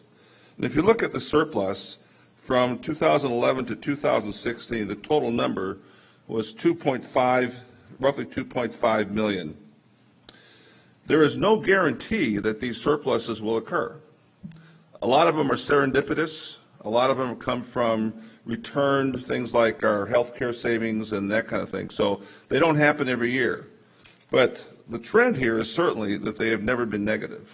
The average of the 6 years was 424,608. In 2017, there was an for the 2016 fiscal year, there is an expectation, an estimate that we're going to return 276,668 back to the taxpayer. This is a projection, and the closer you get to the actual date, in March the projection will be better, in April it'll be even better, and basically in the end of June it'll be an exact number. That number flows back in the taxpayer's pocket. Next slide, see. In the 2017 default, the consequences of the 2017 default are $423,000. Either in a default or in an approved budget, and Steve, I'm just repeating Steve here, the board can authorize spending the whole amount. Instances where the board has authorized spending a project on projected surplus is in 2014, some number, I think it was around $172,000, was spent on building modifications and fit up for the Learning Commons. This was a rather large renovation that occurred. Now, my number might be wrong here, but the number is on the order of magnitude of over $100,000. In 2015, $42,000 went to modifying the track that was under construction to accommodate an eventual turf field. I'll talk a little bit later about the turf field, actually, to do an update on it. There are items that are not covered in the default, which Steve highlighted. One was a $47,000 to replace computers. They could be replaced by looking at the surplus and paying for those surpluses with FY16 dollars in the surplus, and use actually engaging them in FY17. The $30,000 for football helmets and uniforms could also be pre-purchased with the FY16 surplus dollars. I would recommend not to do the paving. If the default were to occur, I would recommend not to do the paving and the storage secure storage. Put that on hold until you see exactly how much money is available and whether it's necessary. I have other concerns about the paving and secured storage facility. There are other smaller items that are on the default list, and I don't want to go into all the details, but some of those could be covered by the surplus. Remember, the surplus was $276,000. So I've learned myself that one of the things I've learned is that I need to trust the administration more about what they recommend. They always come up with good recommendations which are essentially have as little effect on the educational quality as possible.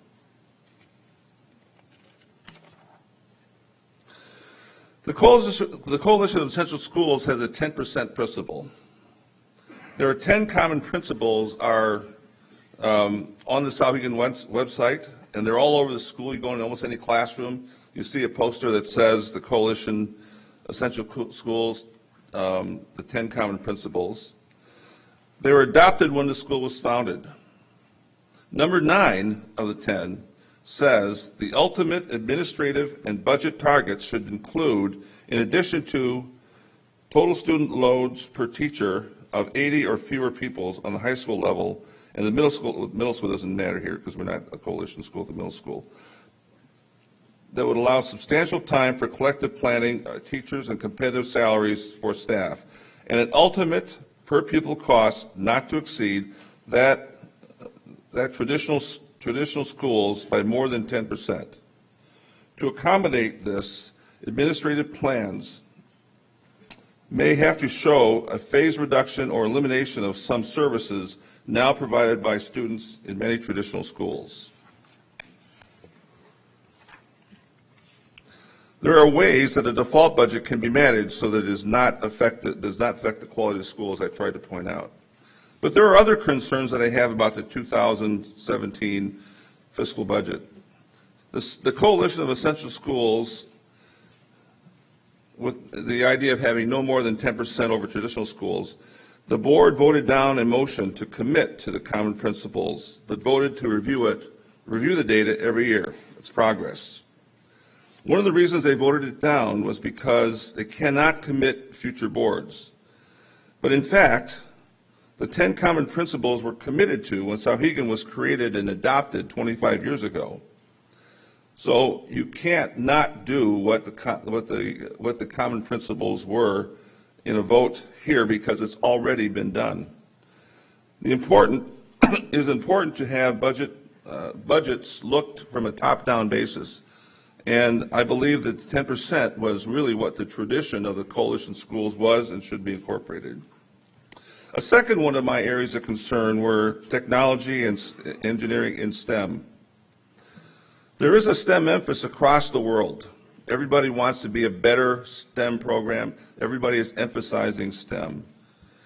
There are 2.3 million jobs, new jobs, in technology and engineering every year. And there are only about 600,000 graduates in the U.S. to fill those jobs.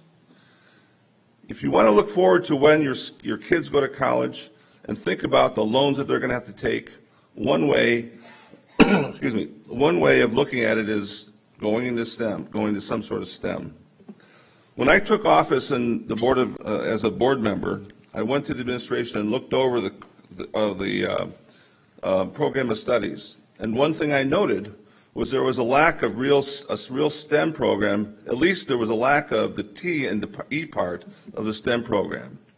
There was essentially no computer science courses. There were a couple scripting courses and things that I would not consider mainstream computer science. So I undertook the role of doing the advanced program in the strategic plan, and we analyzed a number of different things. And how do we know that we're behind in STEM compared to other schools? The program of studies. We pulled program of studies from a number of different schools, the top schools in New Hampshire, some of the top schools in Massachusetts. And when we compared those programs, we noticed that there was significantly lacking in some courses, in particular in the coding area. We had a focus group, which we brought in 6 alumni who were all sophomores in college and in STEM programs. And all of them said that one of the elements that they missed at Souhegan was being able to code. When they went to college, all their peers were coding, writing software and doing code. And they weren't able to. So they had to basically learn how to code and learn the subject matter of the course at the same time. Recently, the Obama administration has put together a $4 billion fund for schools to include coding in their programs. The coding course that I was expected to see as it came out of, Rob has done a great job of putting together some courses, and I don't want to be critical of that. But I am concerned about putting our engineering students, the ones that want to proceed in engineering, into the best position they can be in order to accomplish their goals. If they're lacking a STEM course and they have to spend extra effort learning technology or computer science, then they're not spending time learning the curriculum that they need to in college. Rob did add 2 new courses, but the key one that I recommended was an AP computer science, computer programming course, and we couldn't offer that.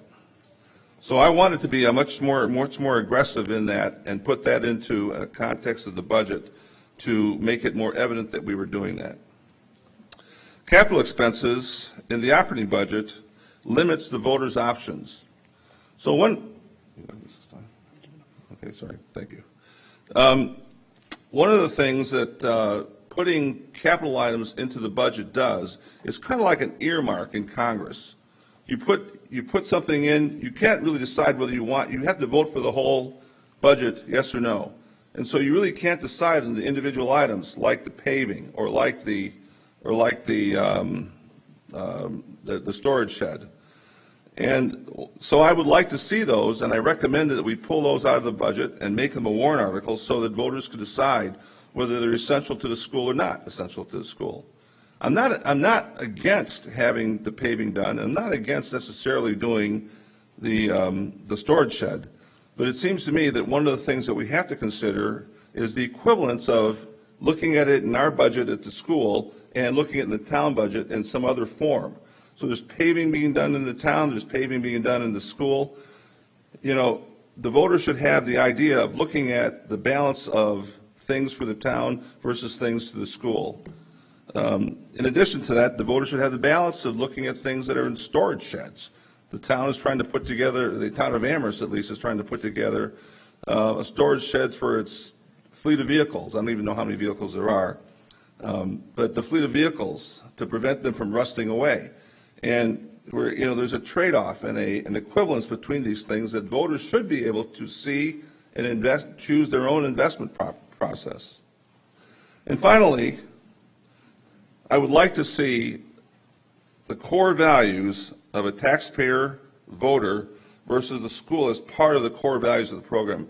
One thing I noticed in the core values that Mary Lou went through is that by omission, probably by omission, there was no balancing the voter and the taxpayer in the core values of the school. And I'd like to see that as part of the core values of the school, as they were added to in the SAU core value statement in the long-range plan.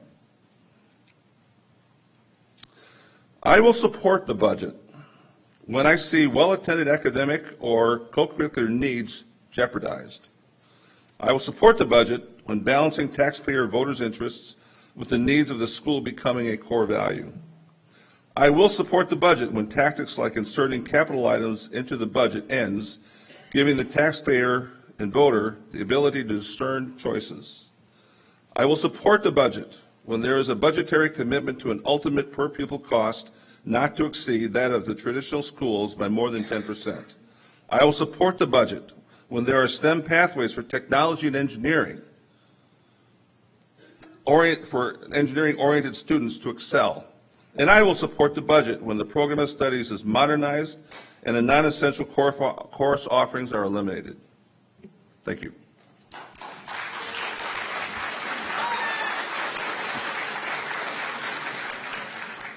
Okay, I'd like to recognize Beth Kuzma for the report and position of the Souhegan Cooperative Advisory Budget Committee. Okay. Or Dwayne Purvis. Hi again.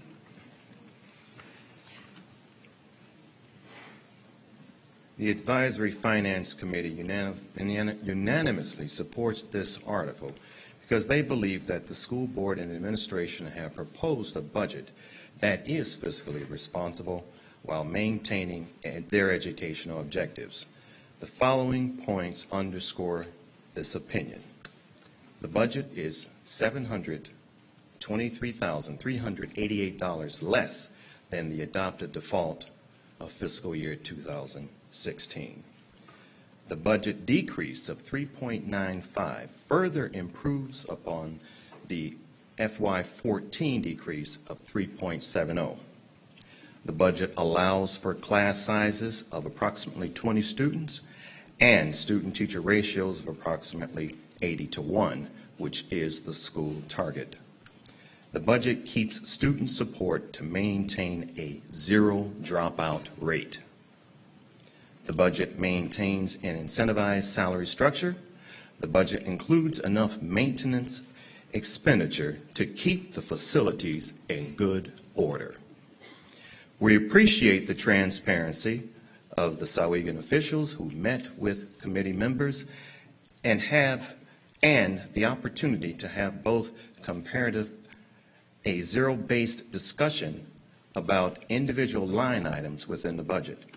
We applaud the administration for reducing the overall cost of educating Souhegan students by 3.95% in this budget, while maintaining the high quality of an education which is recognized on both the state and federal levels as an example for other districts to follow.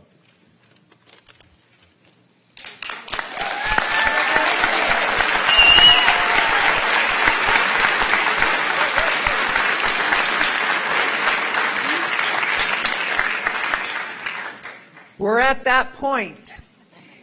We're now going to begin the discussion.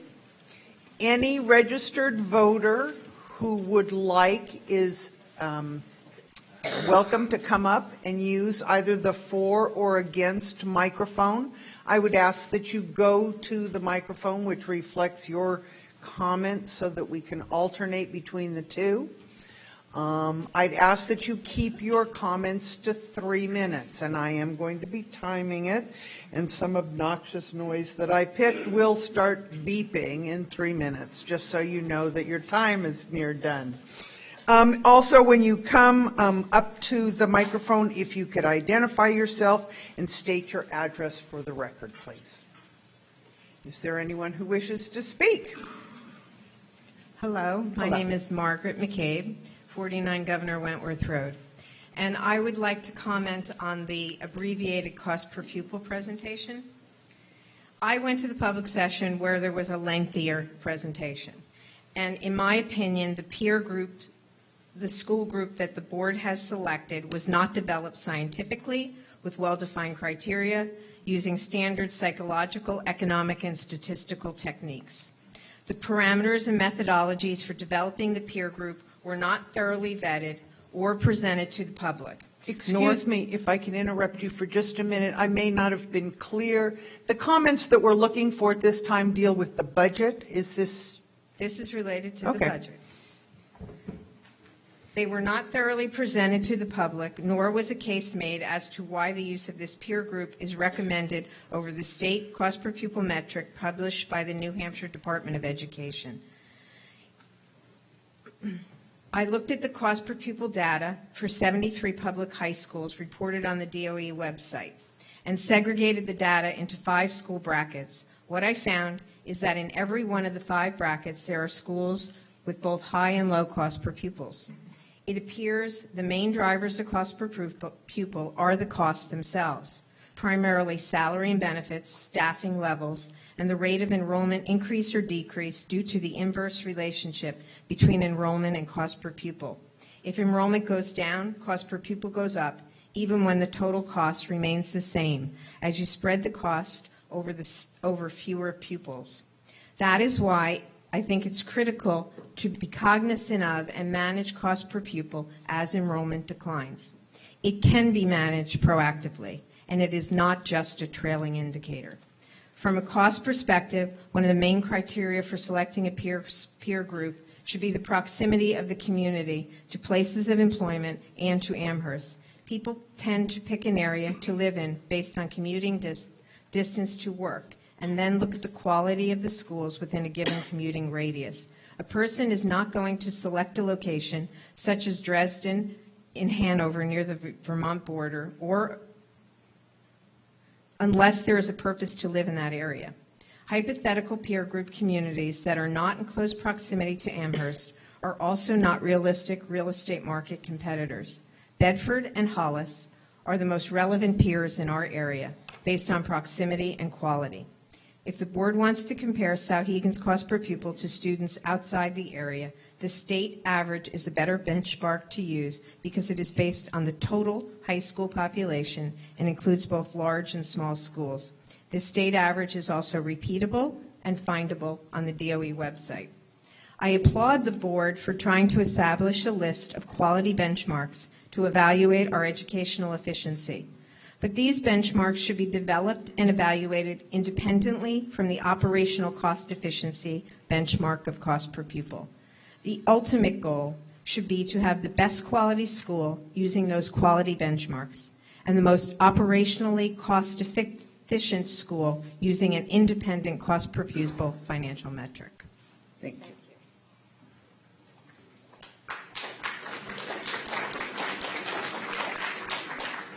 The 4 microphone. Addie, could I respond to that just real quick? Or do you want me to wait until the end? I'd rather you wait. Okay, okay. I mean, let's have discussion here. Yes. Hi, my name's Ellen Grugin. I live at 18 Buckridge Drive in Amherst.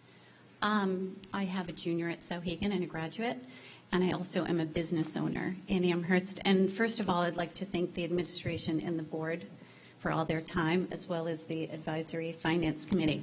I just have a couple of points. Mr. Chen, could you define as part of your slide the non-essential courses or the courses that you believe to be non-essential to a high school student that are offered at Souhegan? There's a whole series of courses that I think could be looked at. One of the things I would recommend is that we envision where the future of education is going, or where the future of the economy is going. And I think you would see that, the internet is somewhat dominant in making the English language a dominant language. For a lot of students that are engaged in technology and engineering, they may not need to have take a language, need to take a language. So some of the language classes, not a language itself.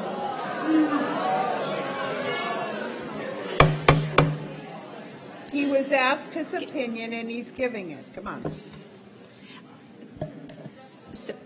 I'm sorry, I don't mean to interrupt. So languages would be on the table? Well, languages would be on the list. Okay. Some of the mathematics courses might be on the list. That's interesting. So as a part of STEM, the mathematics courses that are offered? There are, in the STEM program, you have to understand there's very little in the T and the E part. And there's an exhaustive program in both mathematics and sciences. Okay. And all I would like to see is a balance be done so that these things are a zero-sum game. So when a student decides not to take a particular course, he's not taking something else. Thank He's you, not taking a Mr. course. Chen. I So- certainly didn't want to make you defensive. I just would like to hear more about the course offerings that you feel right now are non-essential. I certainly could ask my high schooler. She would have an opinion. She may also get defensive. But if you could just share what you believe right now at Souhegan High School would be non-essential. So languages would be on the table, maybe some math courses. Some Anything math else? courses and perhaps some science courses to balance the whole idea of where STEM really has Sure. to be at Souhegan High School. So with And these courses are not, like I said, this is not it's a zero-sum game. There are only so many students taking only so many courses, and they will have to not take some other courses. So in some sense, the market will determine whether the courses are being taken or not. Okay, so in your slideshow, you also talked about the important courses that you mentioned, the AP class that couldn't be offered. With, let's call it a default budget, how do you propose, what else would you believe would be cut to be able to offer in a default budget the courses that you would be interested in adding? They added courses. In some ways, they added one less. But you would like to add more? I would like to add at You least made one that more, clear. Yeah. growing into both an engineering, mechanical engineering, and an electrical engineering program. Sure, but These how? are things that are missing in the program today, and other schools that our kids will compete with for college will have those courses. Sure, I agree. I've got one going. So then, what would you say we should recommend? What would you recommend cutting from the program in order to achieve a zero-balance budget? You know what? I'm not an elected official. I haven't done the research. It would not be right for me to comment on that. Thank you, though. I appreciate the opportunity. If we can have some time to sit down personally, I'd love to chat. You're welcome. Thank you. So my last question, I guess, is kind of obvious, but just true or false, you are the only board member or advisory committee member that has not supported this budget. Is that correct? True or false? Correct. Thank you.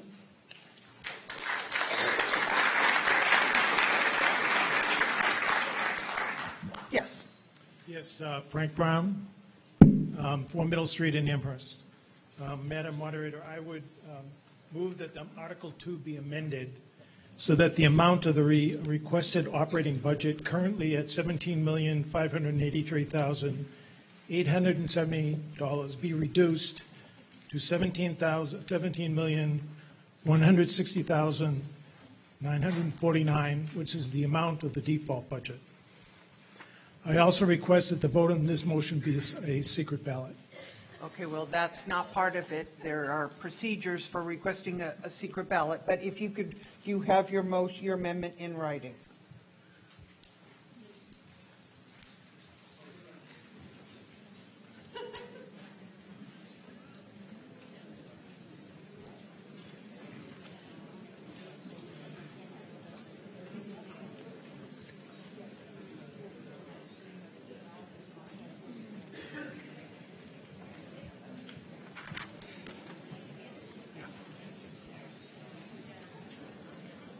Oh, is this the request? Okay. Okay.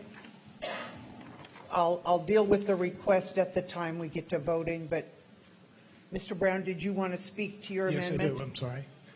Steve is bringing up the slides. Well, So as we did this, there's some people here that potentially expected a larger increase, and I just wanted to say that after we saw the size of the default budget, we decided to go with that budget as a good first step and to allow the administration to work this program over time, because we recognize very much that it is going to take 4 or 5 years to bring our costs back into line with where we think they should be.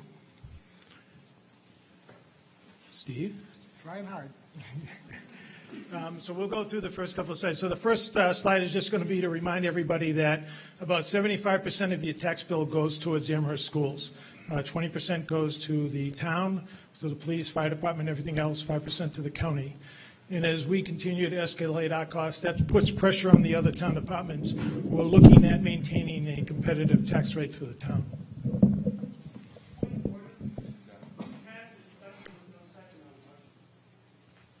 On the amendment, I'm sorry, is there a second on the amendment?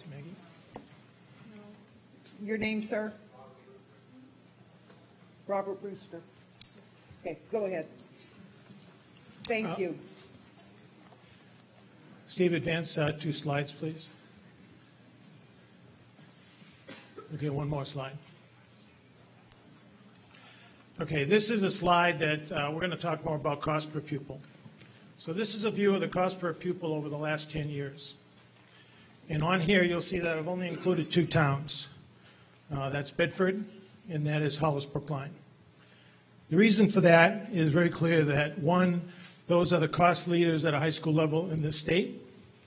Second is they're adjacent towns to us, and as Maggie said, they're who we, in a sense, compete against when people look to move into this area. And the third, they happen to have extremely high academic credentials that at most cases either meet or exceed what Souhegan has across a whole variety of metrics. Perhaps. I can't see on my screen. I have to actually use the screen here as my screen. Technology has failed me.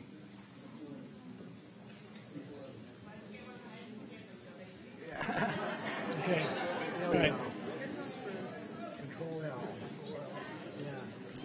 So let me go through and point out a few things. Right about in 2010 or so, all of a sudden costs escalated to where they were up above $19,000 per student.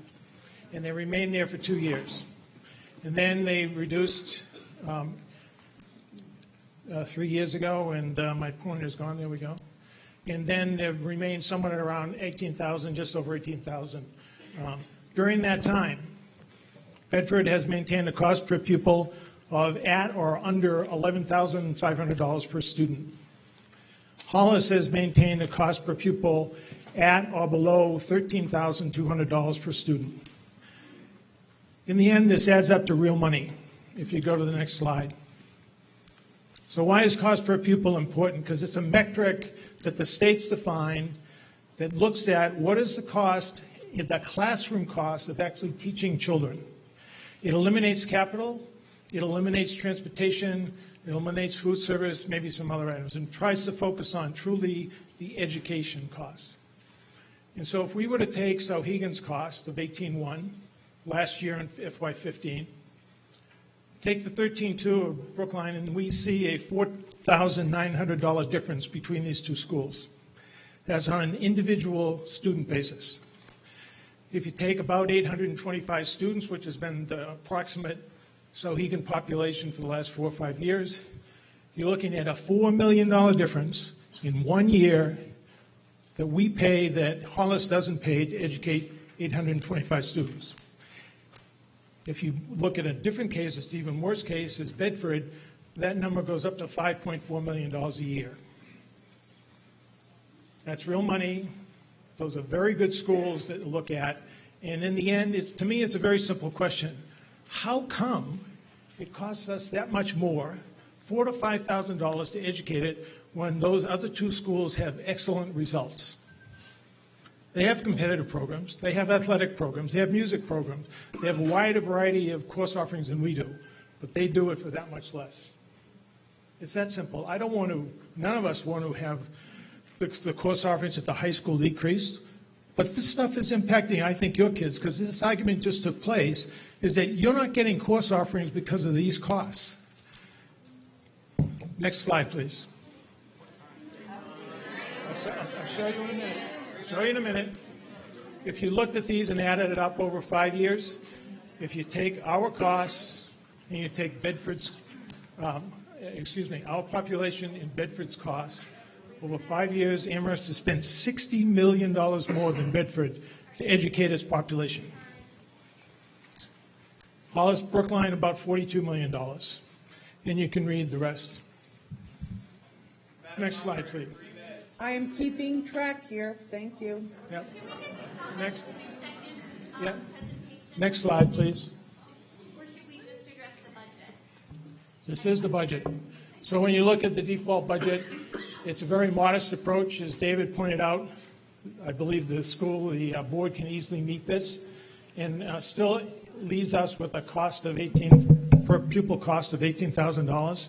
It's still going to be $6,500 more than Bedford spends on a student basis. It's still going to be about $4,500 more than Hollis spends on a per pupil basis. Next slide. The way you look at this, where does this come from? It comes from two sources. We pay our teachers exceptionally well, $10,000 more than Hollis per teacher, with benefits to go along with that. And we also have a lower student-teacher ratio, 10.7 versus 13.2. If you wanted more teachers and you increase the student-teacher ratio, we have a higher student-teacher ratio at Wilkins than we do have at Souhegan.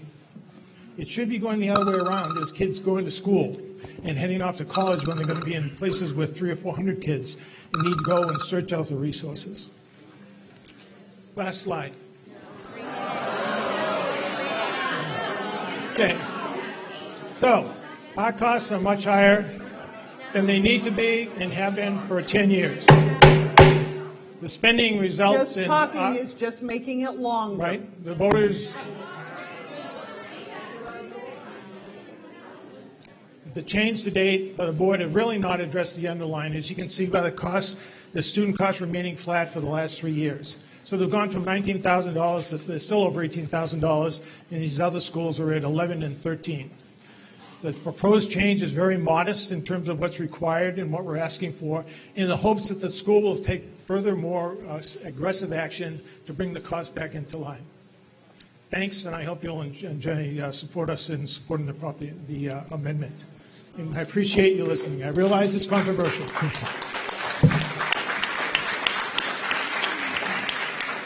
Okay, the discussion we're having now is about the amendment, okay? Not about the base budget, but about the amendment. Madam Moderator, may I respond, seeing Yes. this is an amendment to our budget? Bear with me because I couldn't even see the slides up here, so I'm going to try. First, Ashley, can you go back to slide, I think it's number 38, cost per pupil? Okay. So let me just start by saying that that this is not what the board believes is a modest cut. You're asking for us to cut in 1 year, one fiscal year, over $1.1 million out of our budget. That is not modest.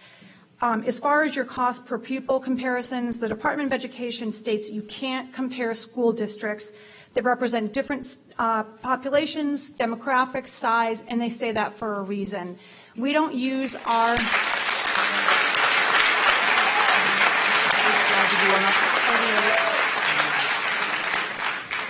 We don't use the schools that we use to compare ourselves to because of competing employment services. Mr. Chen is the one that came up with this algorithm to choose the schools, and it wasn't that it wasn't vetted that he made that correction this evening. It was that he put the wrong cost per pupils in at our public hearing, and that is why the percentage came out at 3.9 as opposed to 1.6 or 0.5 that were actually above these traditional schools that he came up with. You also have to take into account in cost per pupils economies of scale, the number of grade levels they represent. Elementary school budgets are much different than high school budgets, and you can't compare districts that have elementary schools included in them. Different school districts also have very different contractual agreements, whether it's the tenure of their teacher, their staff education levels. It's not a simple analysis, and that's what you've done here.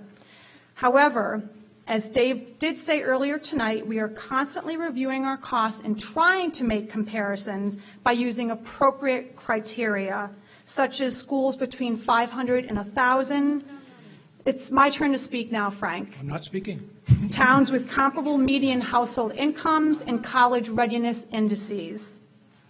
As you can see in this slide that I asked Steve to bring back up, we fall right in the range of other schools. Hollis Brookline is an anomaly. It not only our cost per pupil is above Hollis's, but many of the schools in the state and certainly the schools we compare ourselves to. Hollis has been the focus of our budget study committee work and will continue to be. We know some of the reasons why their cost per pupil is lower than our school as well as a number of other schools. but again, they are an outlier. And since there are only 2 schools that your group has chosen to compare us to, it's only fair that I make some comments about Bedford. Bedford is not a comparable school for the reasons I mentioned a minute ago. And the other thing I would say is you could take these what-if scenarios and throw out disconcerting numbers based on these what-if scenarios. The truth of the matter is Bedford spent $79.5 million tax dollars more to educate their students. That's $79.5 million more than both the Amherst School District and Souhegan combined over the same 5-year period that your group has compared us to. And another point of information, this year Bedford is proposing to their voters $68.3 million of a budget, which is an increase of 3.9%, an increase of 3.9% over last year's. So as we reduce our costs, other towns, even towns with large economies of scale, such as Bedford, are increasing their cost, and their cost per pupils will follow. You mentioned the percent of school and town taxes. Betty and I just happened to be discussing that this week and didn't have slides ready to present, but can you go to the extra slides? But do have slides that show comparisons. Now, what you said sounds alarming, that our school tax portion of the town taxes is skewed, and we may be higher than some towns, but it is very much the norm that schools represent the biggest portion of a town's taxes. I can show you some comparisons. Merrimack, for instance, has 73%. Hollis is 68% of their town's tax burden. Brookline is 78%, Bow is 66%, and Windham is 80%. And Windham is a good example of how numbers can tell different stories based on how you look at them and why you can't simply go by cost per pupil comparisons. Even though Windham represents 80% of their town's total tax burden, they have one of the lowest cost per pupils of all of our comparisons. The next slide. Are you almost? Yep, almost done. The next slide shows the tax burden in dollars and cents. Another example to be careful about not cherry picking is Bow. In their pie chart I just showed you, they represented one of the lowest percentage of their town tax burden, 66%. Yet they have one of the highest tax burdens when you look at the actual dollar value the residents pay. And when looking at the town of Amherst and Mount Vernon, the next slide please, and this is the last slide, you can see that over the past 10 years, our town share of the tax rate has actually increased by $3.02, while the Amherst School District and Souhegan School District's portion represents a decrease of 53 cents. The Mount Vernon taxes have gone up $2.82, and Souhegan's portion of that, because we're a cooperative district, went up by half that amount. And we also have no control over the town budget. Their budget is created and voted on their own merit, and whether budgets of towns pass or schools pass can affect these percentage splits.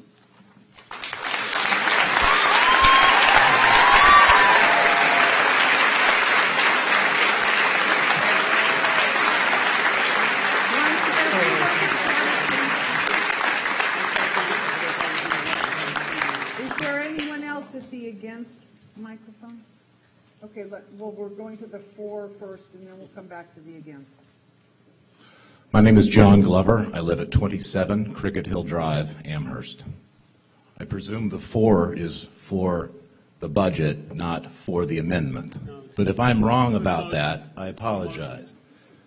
Well, I've been standing up here waiting my turn for a long time, so I'm just going to speak from here. I think David Chen said it correctly. We should trust our administrators.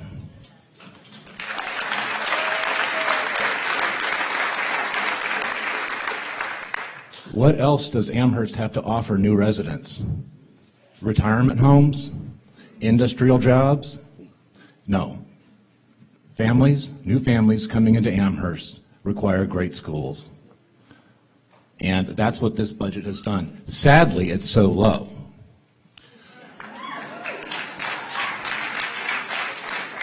I, as a taxpayer, would be willing to pay $33 more per year to have Spanish 5 and French 5 back.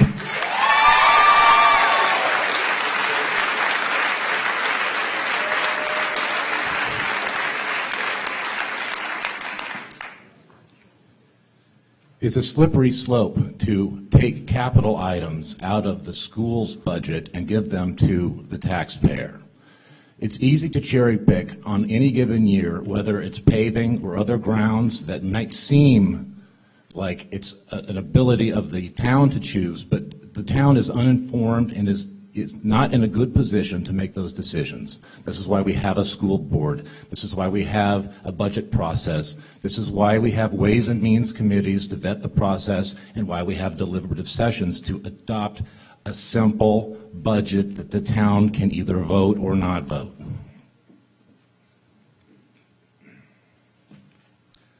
I take issue with the notion that Mr. Chen suggests that some of the items in this budget be bought with surplus money, but David Chen admits that surplus is never known until the end of the year. So if there is a surplus, it goes back to the people. And my point is, there is no extra burden on the taxpayer by approving this budget versus waiting for a surplus.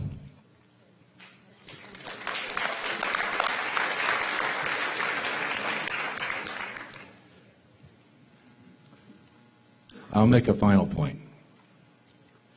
Mr. Chen states that defaults happen with no negative consequences to academics. They are mutually independent events. Each default budget has its own effects. And if our default budgets keep getting whittled down and whittled down and whittled down, it will have a serious effect on our academic institution here. And inasmuch as it may not be demonstrable that good schools will help stabilize and increase your property values, it is for sure the case that poor schools will diminish your property values. Thank you.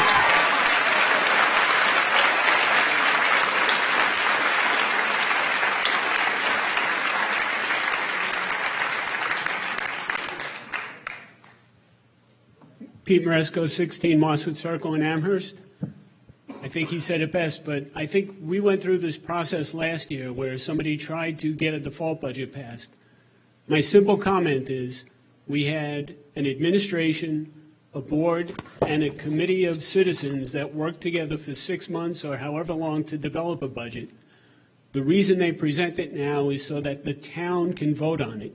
So you can portray whatever scare tactics you want, but it's not our job here of the 200 or 300 people that showed up to vote on the default budget. It's putting the budget forward that they worked on.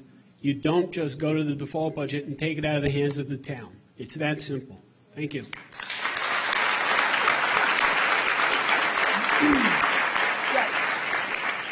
Susan Begnara Thornton, 11 Hemlock Hill Road. 3 children in the school system, moderately to highly successful, and you all know which one. Now currently 2 grandchildren, one in the school system and one approaching the school system.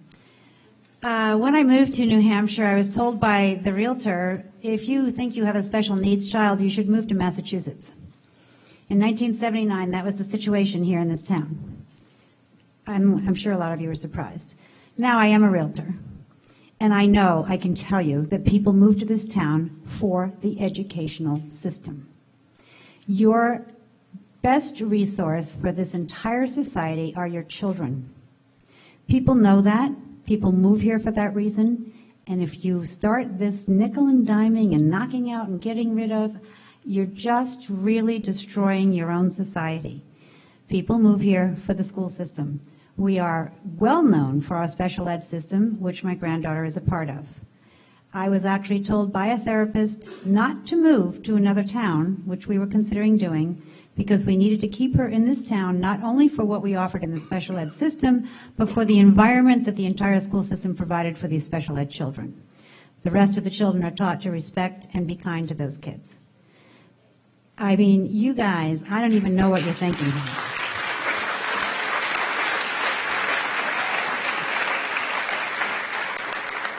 Do we need to vote on that amendment before we can go ahead and move the question on approving the budget? Yes. Then someone else needs to do that. Are there additional people? Yes, go ahead. Yeah, you're allowed to speak again. This is on the motion. I'm speaking in support of the motion. So I am allowed to speak again. Okay. Identify yourself again, just so. Yes, it's Margaret McCabe, 49 Governor Wentworth Road, and I am speaking for the motion of the amendment. I would like to comment in support of the motion placed before the public reducing the operating budget to match the default budget. The budget in FY15 was an actual amount of $17.4 million with enrollment of 842 students. The FY17 budget is asking voters to spend $17.6 million for a projected student enrollment of 813 students. This is a 3.44% drop in student enrollment between the 2 years. We've already been told that the current year fiscal budget of 18.3 is going to have a surplus of $276,488. At this point, that's the estimate. I also object to capital in the budget because it takes away my right as a voter to decide which projects I want to fund. Maybe I would rather fund something in the town budget, but I am not given that choice without separate warrant articles. These capital projects are also unfair distribution of capital costs between current and future taxpayers.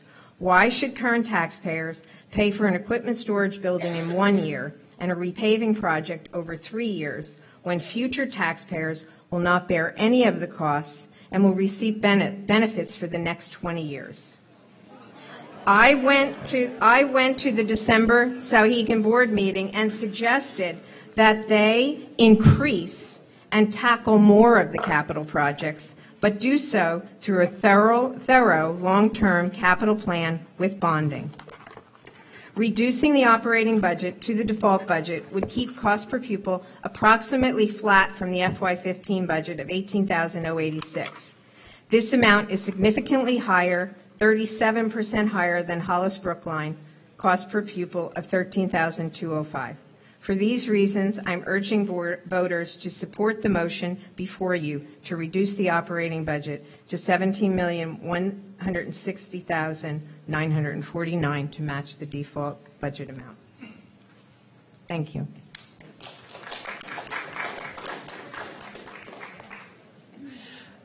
Kim Robers, 35 Salisbury Road, Mount Vernon. I stand here against the amendment, and I do because we would be taking away the rights of any other voters that came to the ballot by approving this. There's many more people than in many years that I've seen here at the deliberative session, and I think it's important that you come to have your voice heard, but the people that can't attend this evening go to the ballots, and by making them the same numbers, we are taking away that right.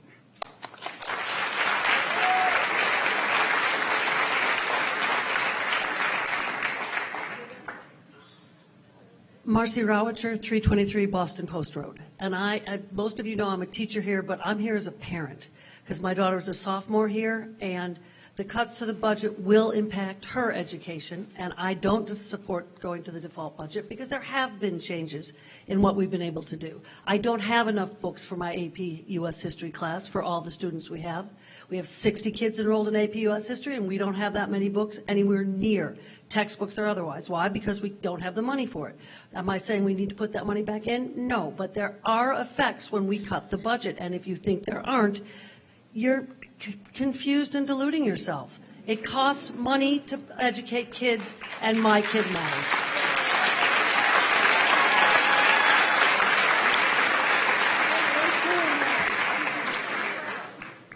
Hello, my name is Tom Sylvia, and I'm speaking against the proposed amendment. I've served on the Advisory Finance Committee for 4 years. I co-chaired with David Chen the last 2 years prior to this budget. And I learned a lot about the budget over that time. And I'd like to respond to the comparison versus Bedford and Hollis and why those are inaccurate towns to compare. When I first became involved in this, I thought those were actually very logical towns for comparison. But when you actually look at how those numbers are calculated, they are very poor comparisons. And for Bedford, the main reason is they have far greater number of students. And there's a direct correlation with cost per student that's inversely proportional to the number of students. So because Bedford has far more students, they end up having a lower cost per student, and it ends up skewing the information, and it ends up being a very poor statistical measure. Hollis Brookline is a different case, and theirs is actually, I think we think of Hollis when we're comparing Hollis Brookline, and we forget about Brookline. Brookline represents half of that town, and their economic situation is substantially different than ours.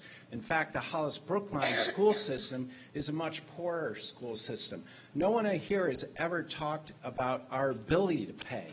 It's always how much. And when you begin to take into that comparison, and when you look at Hollis Brookline, you'll see that their assessed value of that school district is substantially lower than ours, and therefore they should have a lower cost per student. And they went through quite a violent episode in their financial making several years ago, and that's when you saw the violent drop in their overall budget. And I think it's really decimated their school, and they had to adjust their teachers and their compensation to the detriment of the students. And I think that's a great example of a situation that we want to avoid. The second point that I'd like to make is that we don't talk about Milford and Merrimack. Those are towns that are right next door. And when you look at their overall assessed value of their real estate, Merrimack is 20% below, Milford is 30%. So if we want to lose money, the best way we can do that is by voting down our budget for our schools. It's the only reason why people live here. For $60 a year, we can lose 20% of $330,000. I don't have that kind of money to lose. So why in the world, if this is an economic decision and you're really basing this on finance, it makes absolutely no sense to cut this budget.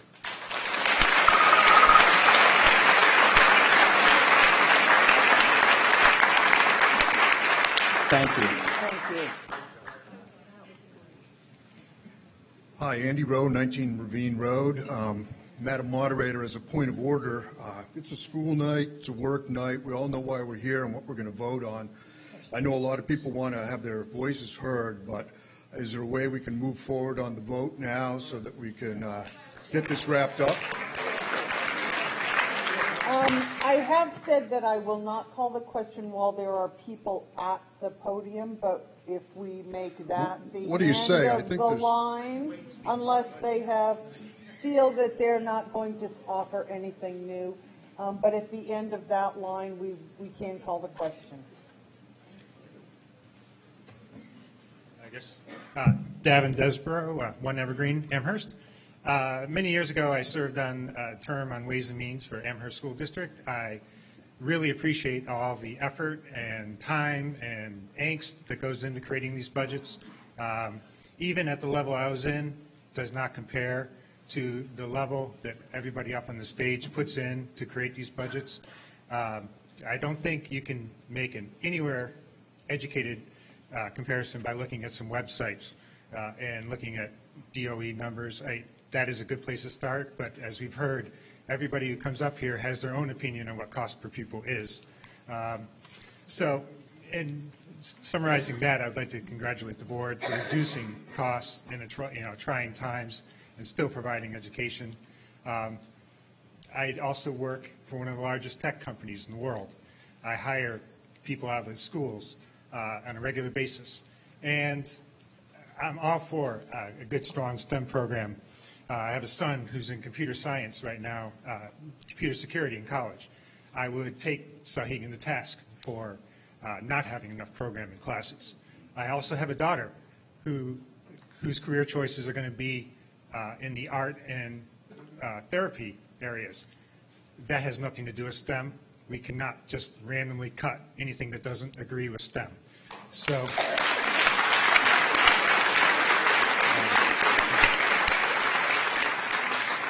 I'll leave it at that, and thank you again to the board for your service in creating this very fine budget, in my opinion. Thank you.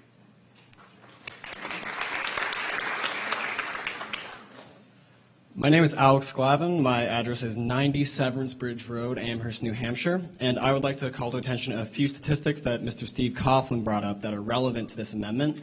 In that in fiscal year 2013, we had 164.9 teachers and 811 students. Those are actual numbers. In fiscal year 16, we have 150 teachers and 829 students.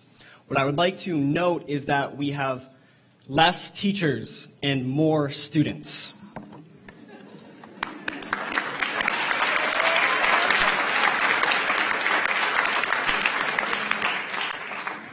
My Latin teacher this year, who you guys heard about on that slide, is teaching 6 classes this year. I would like to call to attention that there are 7 academic periods in the day, and the Regency is teaching 6 classes, yet 2 of those classes are Latin 3s and Latin year 4s combined.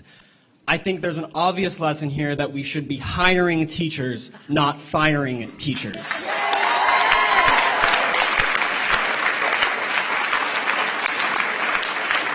My second point is I heard a lot in... Wait a minute, point of order. Yes, sir. I'm sorry, yes? Excuse me, I am a voter. I did not receive a sticker today. I'll gladly sit down if you don't want to hear the rest of what I had to say. My second point to call to attention is the terminology of comparable schools was used several times in the PowerPoint presentation for the amendment. I would like to argue that this is not the case. I have less than 3 minutes to make this deliberative session realize that. The average new student at Souhegan High School realizes this in 180 days, the average faculty member in 42 weeks. And I would like to contend that the average community member in this auditorium today would realize this in 1 day visiting Souhegan High School.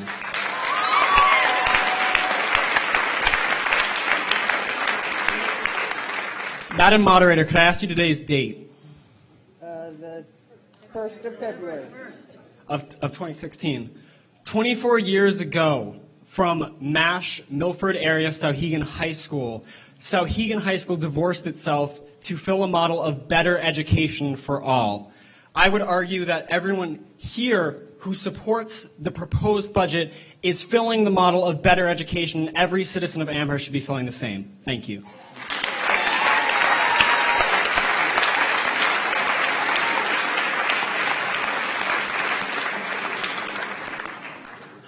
I am Dwayne Purvis, 145 Hollis Road, Amherst, New Hampshire. I am obviously against this amendment and in favor of the citizens of this town rather than this small body making the decision on this particular warrant article. Further, there's a lot of talk about stakeholders. I am a voter. I am also a parent with children in this town. Whether you understand that or not, I have not only a stake, but a vested interest in what's going on here. The fact that Spanish and French 5 were removed has had an impact in my family and upon my child. And maybe that's not important to some, but I believe that there was somewhere in the vicinity of just under 30 students in both cases that wanted to take those classes. So don't say that default budgets don't have an impact. They do. We have one music teacher now that is taxed. He's a great guy, and he'll do the job. But what happens if he chooses not to? Then what are we going to do? What he has brought to this school from a perspective of music and all the awards and accolades that he has put Souhegan on the map around the world. Yes, I have a vested interest in what goes on here. Well, there's one more person behind me. I was going to move that we vote down. I'm sorry. Sorry, I can't do that. I can't do that because there's someone behind me. Last point. If you have children in the schools, would you be in favor of making cuts that reduce the quality in your schools? Thank you.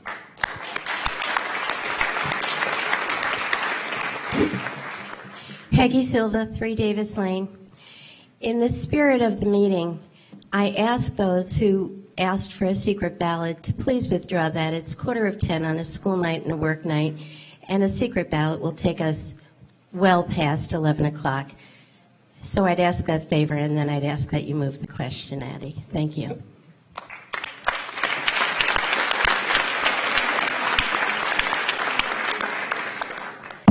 The question has been moved, and seeing no one at the podium, we will proceed to vote. I was presented with a duly signed request for a secret ballot. I do want to just confirm that these people are present in the room because they do. Yes?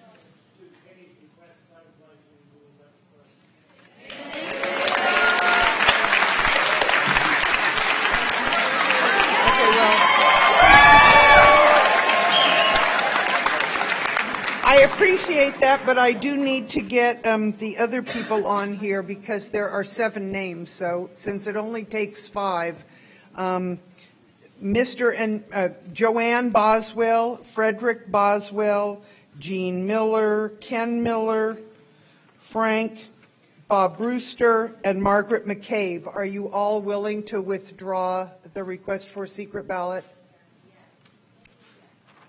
Thank you. No, you don't need anything. Okay. Hearing no further discussion, we will proceed to vote. You were all given a blue card when you came in.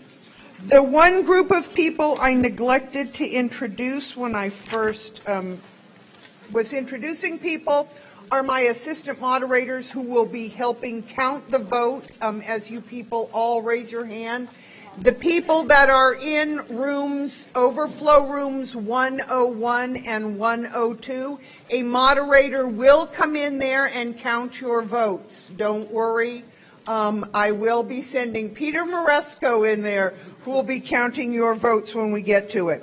The other assistant moderators, just so people know, are George Bauer, Tom Sylvia, Peter Moresco, and Peggy Silva. Okay, and they're going to be help counting. So, all those in favor of the amended motion, the amendment, which reads, I move that Article 2 be amended so that the amount of the requested operating budget currently at $17,583,870 be reduced to $17,160,949, which is the amount of the default budget. Okay. All those in favor, may I ask my assistant moderators to please come help me count these areas? If I could have, we'll see. Okay, so if all those opposed to the motion, all those in favor of the motion to reduce the budget and accept the amendment, please raise your cards. We're going to do a visual first. If we need a count, we will. Okay. All those opposed the amendment? I rule that the amendment failed.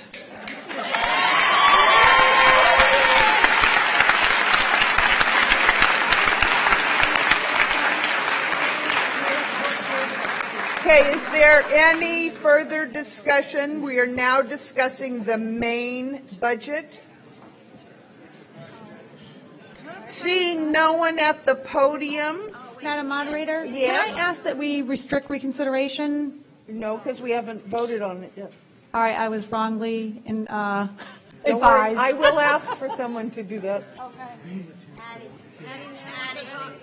I'm sorry, what? Nan. I want to be sure that I'm speaking at the right time. We are now discussing the proposed budget. Yes. Is that correct? Yes. I'm a little short. I'll stand up tall.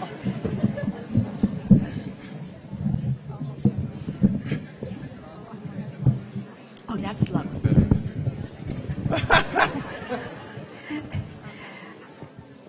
So, my name is Nan Stearns. I live at 31 Fells Drive in Amherst, New Hampshire. I am old. Nan, can I interrupt you for a Yes. minute? Just you people that are leaving, keep in mind we have not voted on the budget yet. Thank you. Nan, go ahead. I had the distinct honor and glorious pleasure of serving on community council at Souhegan High School for 4 years. My daughter, thank you. Our daughter graduated from high school in Heidelberg, Germany, because her father was in the military. And we moved here to Amherst in 1995, not really caring what goes on in our little community. However, little by little, we became involved with this incredible institution. At first, it was the community read, which was such a joy, a chance for community members to discuss books and plays with students at Souhegan. Then it was senior project for 4 or 5 years. The incredible things that these kids do for senior projects is unimaginable. And then it was community council. I have so many students I would like to tell you about. My Andrew Winter, who's off to Northeastern this year, did his senior project on radiometry. I can't tell you anything about radiometry, it just blew me away.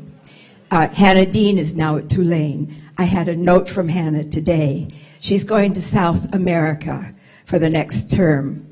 She was elected to the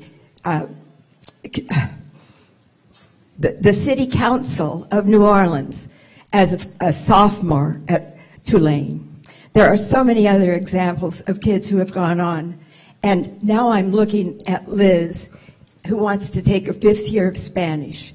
Andrew wanted that 4th year of Latin.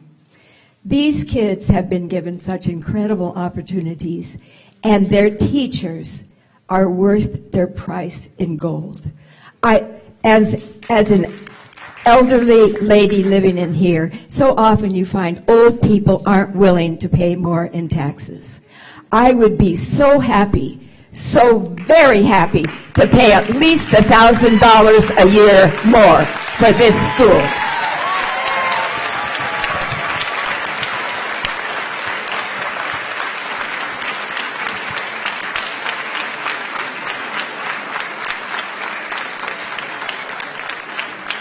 And I have one other point I would like very much to make. This school was founded on the principle of democracy.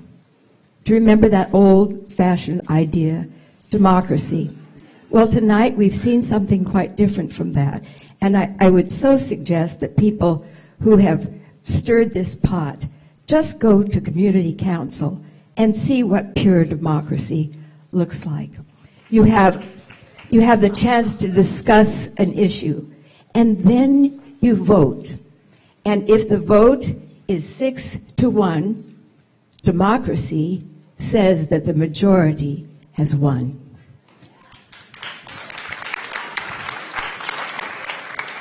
Now, the most important thing about tonight is that all of you parents who care about this amazing school get out here in March and vote for this budget or one a whole bunch higher. And when we have deliberative, you all better be here. You just better be here. There's a lot that goes on in this school. And I think I've just about run out of time. Thank you for your time.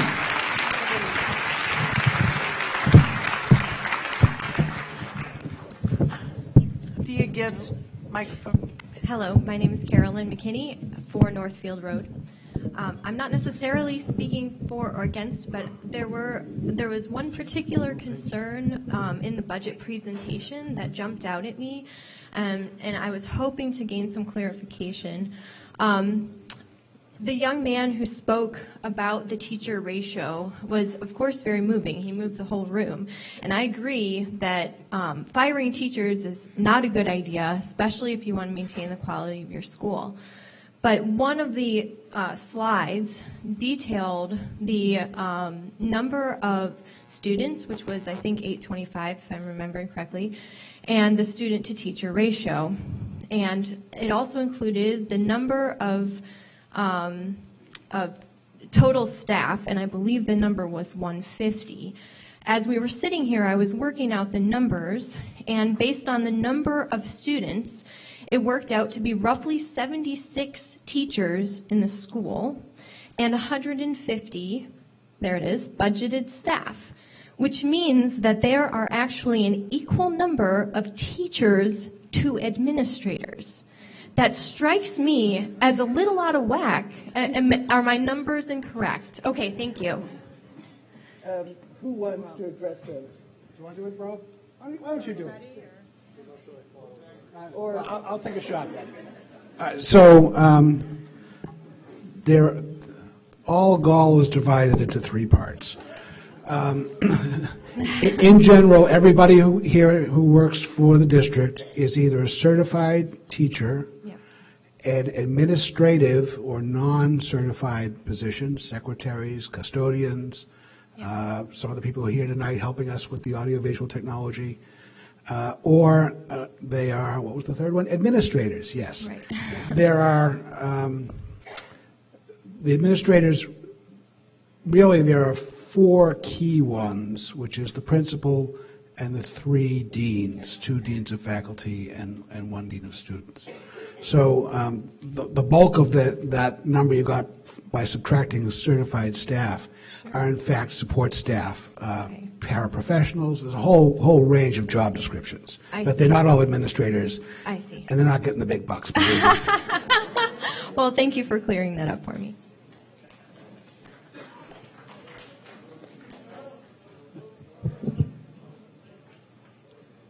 Madam Moderator, George Bauer, 183 Mack Hill Road. As you know, I'm remiss to get up and talk at public hearings. But one of the things that I felt I really had to do was to take just 30 seconds, which is really short for me, and thank Betty Schenkel for their years of service here. And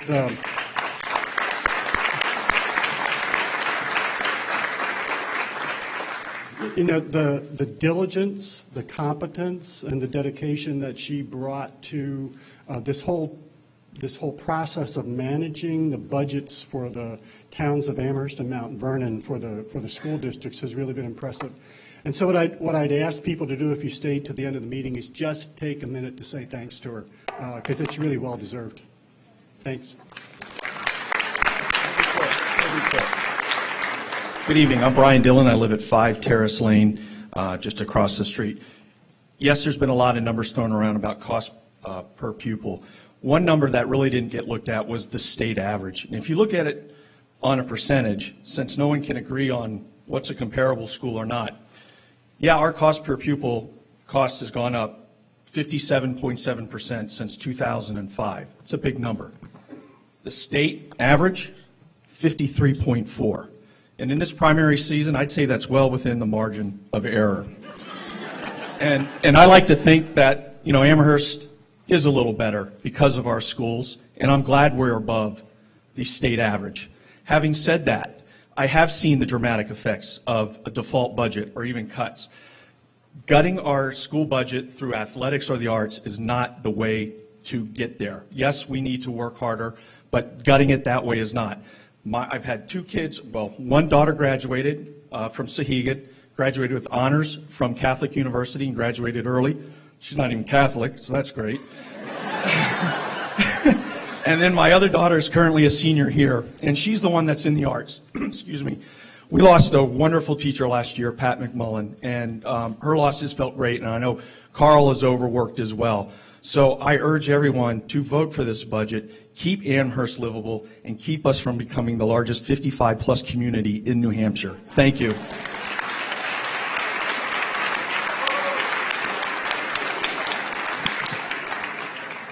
Okay,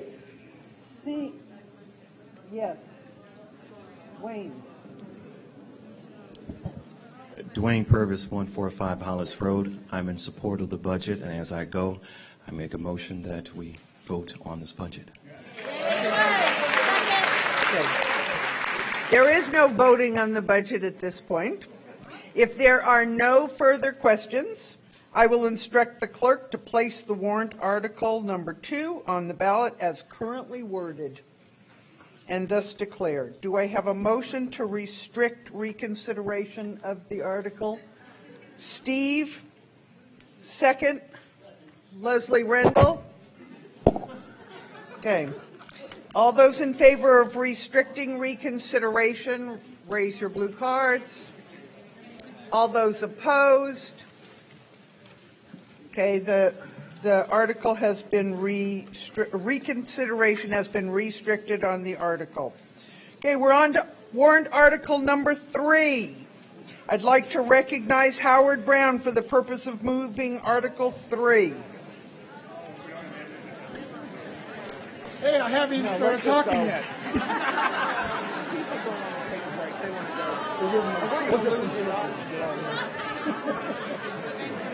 Oh, thanks for coming.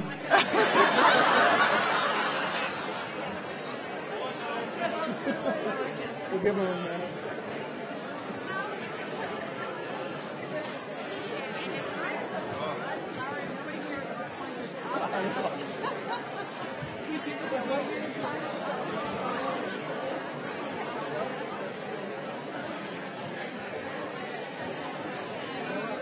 I'll probably do the talking and people will know.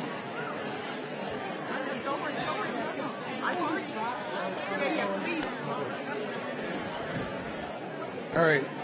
As you guys walk out, I'll go ahead and present. Madam Moderator, I'd like to motion. Could you try and keep it down as you're leaving, because there is still presentation being made. Thank you. Madam Moderator, I would like to motion to move Article 3, the Recreational Revolving Fund, to the ballot. Okay, you need to read it. Second. Yep. You have to read it. Yeah. And then we get it. Shall the Souhegan Cooperative School District establish a recreational revolving fund under the provisions of RSA 35-B:2, Roman numeral 2? The money received from fees and charges from recreational services and facilities in the district shall be allowed to accumulate from year to year and shall not be considered part of the general unassigned fund balance. The treasurer shall have custody of all monies in the fund and shall pay out the same only upon the order of the school board. No further legislative body approval is required. These funds may be expended only for the recreational purposes, including installation, replacement, and maintenance of a synthetic turf field stated in RSA 35-B, and no expenditure shall be made in such a way as to require the expenditure of other funds that have not been appropriated for that purpose. Majority vote required to pass, no tax impact, and the Souhegan School Board unanimously supports this article. Is there a second? Steve Coughlin. Okay, Souhegan had a very nice offer of $500,000 to go towards the installation of an artificial turf field. A committee was formed and the fundraising drive was implemented. We are committed to do this with no taxpayer funding, thus no tax impact for this article. Souhegan has restructured their facilities renting policy, and these funds will fund this account. This fund will allow the district to accumulate funds from year to year and pay for maintenance as outlined in RSA 35-B. Next slide. It is. Madam Moderator. That's your presentation? Okay, may I ask for the input from the Advisory Finance Committee? The Advisory Finance Committee unanimously supports this article because it represents the commitment that the Souhegan Cooperative School District shall not be responsible for the cost of maintenance and upkeep of an artificial turf field as a result of non-Souhegan related uses. Okay. The next one? You want both? Do I want both? Your No, opinion not on yet. both? No, we're only on Article 3 at this point. Okay, is there any discussion on Article 3? Could you put the article back up and project it, Steve?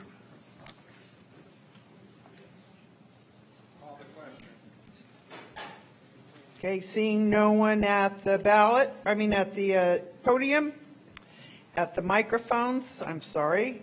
I will instruct the clerk to place warrant Article 3 on the ballot as currently worded and thus declared. Do I have a motion to restrict reconsideration of the article? Jeannie Lute. Do I have a second? Peg Bennett. Okay, all those in favor of restricting reconsideration, please raise your blue cards. All those opposed? Okay, we'll place it on the warrant. We're on to warrant Article 4. I'd like to recognize Howard Brown again for the purpose of moving Article 4. And all my fans have gone. And the ones that were left are leaving. Thanks for coming. Madam Moderator, I would like to motion to move Article number 4, the School Maintenance Expendable Trust, to the ballot. Article 4, the School Maintenance Expendable Trust. Shall the Souhegan Cooperative School District vote to raise and appropriate up to $65,000 from the year-end undesignated fund balance, the surplus, if available on July 1st, 2016, to be added to the expendable trust fund known as the School Maintenance Fund, previously established in March of 2005. A majority vote required to pass, and the Souhegan School Board unanimously supports this article. Do I have a second? Marty Warren. Okay. Okay. The Maintenance Trust was established in March of 2005 to have funds set aside for unexpected maintenance costs, and currently has almost $109,000 in this account. To use this trust fund, the school board must have a posted public hearing and take a formal vote. Jim Miner, the SIU 39 Director of Building and Grounds for just one more month, has recommended as a guideline that the school maintain approximately $100,000 in the trust for unexpected repairs. The budget in Article 2 has capital improvements cost of $150,000 for the initial phase of resurfacing roads and parking lots. Approval of this article will increase our school maintenance fund to approximately $174,000 to assist in the next phases. The Amherst Capital Improvement Committee has recommended this course of action to replace the roads and the parking lots. Although this article will be funded from surplus funds, it will still have a tax impact, as it is monies that will not go back to the taxpayers. The cost of $65,000 from surplus has a tax impact of 3 cents per thousand for the Amherst tax bill and 4 cents per thousand on the Mount Vernon tax bill. That's roughly $9.90 on a $330,000 home in Amherst and $12 on a $300,000 home in Mount Vernon. Madam Moderator? Thank you. Okay, is there any further discussion on this article? Seeing, I'm sorry, a second. Advisory. Oh, the Finance Committee, I'm sorry. Trying to move this meeting around. I apparently got designated to give this one. The Advisory Finance Committee supports this article unanimously with a 7-0 vote. The Advisory Finance Committee unanimously supports this article because it is prudent and good practice to direct surplus funds to an expendable trust fund dedicated to unforeseen maintenance and repairs of the facility. Thank you. Okay, now, is there any discussion on this warrant article? Seeing no one at the microphone or approaching the microphone, I will instruct the clerk to place warrant Article 4 on the ballot as currently worded and thus declared. Do I have a motion to restrict reconsideration of the article? You want to? Mary Lou. Okay, and a seconded? Betty Schenkel. Okay. All those in favor of restricting reconsideration of the article, please raise your blue card. All those opposed? I have instructed the clerk to place it on the warrant. Is there any other business to come before the meeting this evening? Yes, Madam Moderator, just a summary, a tax summary. It's pretty self-explanatory. It shows what the impact of the articles would be for Mount Vernon and Amherst. I feel like it's kind of anticlimactic at this point, and I don't need to read the slide to you. If I go to the next one. We also have a slide summarizing our FY17 proposed budget. And while there's not nearly as many people here, we are overwhelmed and very thankful for all of the support and the attendance we got tonight, whether you were for or against our budget. We really appreciate you taking the time to learn more about our budget.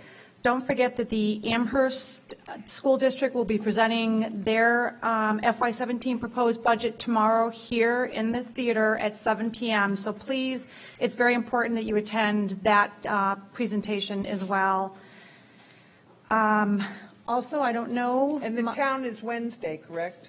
Is the town town is Wednesday here, so. Wednesday here, is that also at 7? Okay, also at 7, so.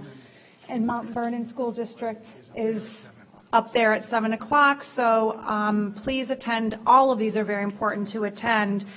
In addition, March 8th, it was great, the number of people we had come out tonight. Please pass on to your friends and neighbors.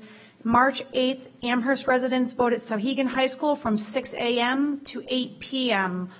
Also on March 8th, Mount Vernon residents vote at the Mount Vernon Village School from 7 a.m. to 7 p.m. As you can see, it's never been more important for you all to come out and vote. I wanted to take this time just to thank, first of all, the board, who has put in so much work this year, probably more than any other year. I want to thank our staff at Souhegan High School, which is second to none, we feel. The administration, both at the high school and at the SAU. And I'd like to thank Addie, you for moderating a great meeting that probably wasn't the easiest to moderate.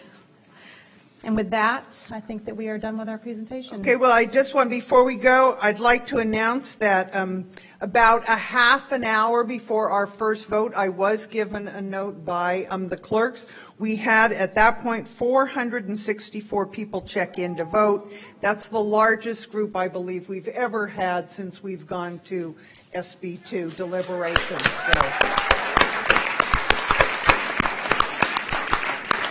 Okay, and is there any other business to come before the board? If not, do I have a motion to... Pardon me? Betty, move to adjourn. Motion to adjourn. Betty Schenkel. Second. Dave Chen. Okay, we have adjourned the meeting. However, Dave Chen would like to make a brief presentation on the turf field for anyone who is interested in learning more about it. All right. We are adjourned. If you want to go, you're fine. You're welcome to go. Yeah. But I would really rather you stay and listen to the status on the turf field right now. Yeah. If you're interested, you can stay. Just to be quick, we had 5 bids come in, and the bids ranged from $765,000 to $1.16 million.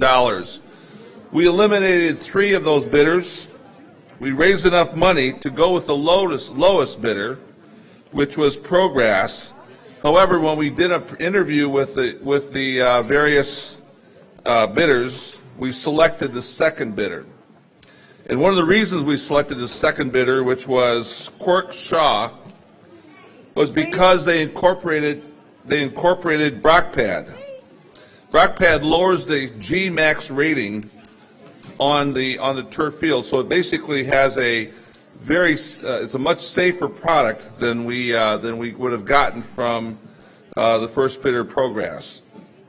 It provided an extra margin of safety for the people that play on it for concussions, basically concussions on a grass surface as opposed to concussions that were head-to-head things.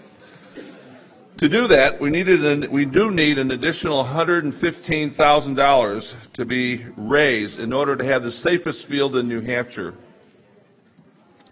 This field will be available for use on September 2016, which is this year for the fall season, football season, soccer, boys and girls soccer, and what else for the fall? Field hockey, yeah. So I'd like you to consider making a donation. If you have a question, you can talk to myself, Pim Gronstra, or I think Eric Facey is still. I guess he's not here. Took off. Okay. And basically, the other thing is you can you can go to the website. There's two ways to do this. You can go to the website and make a donation via a brick. That's buying a brick, which is $200. $200. Sorry. All right. Or you can make a donation in a greater amount with there's a radio button on the website that allow you to do that as well. If you have any questions, please call me or Pim Gronstra. You have my number there. You have both of our email addresses there. Thank you.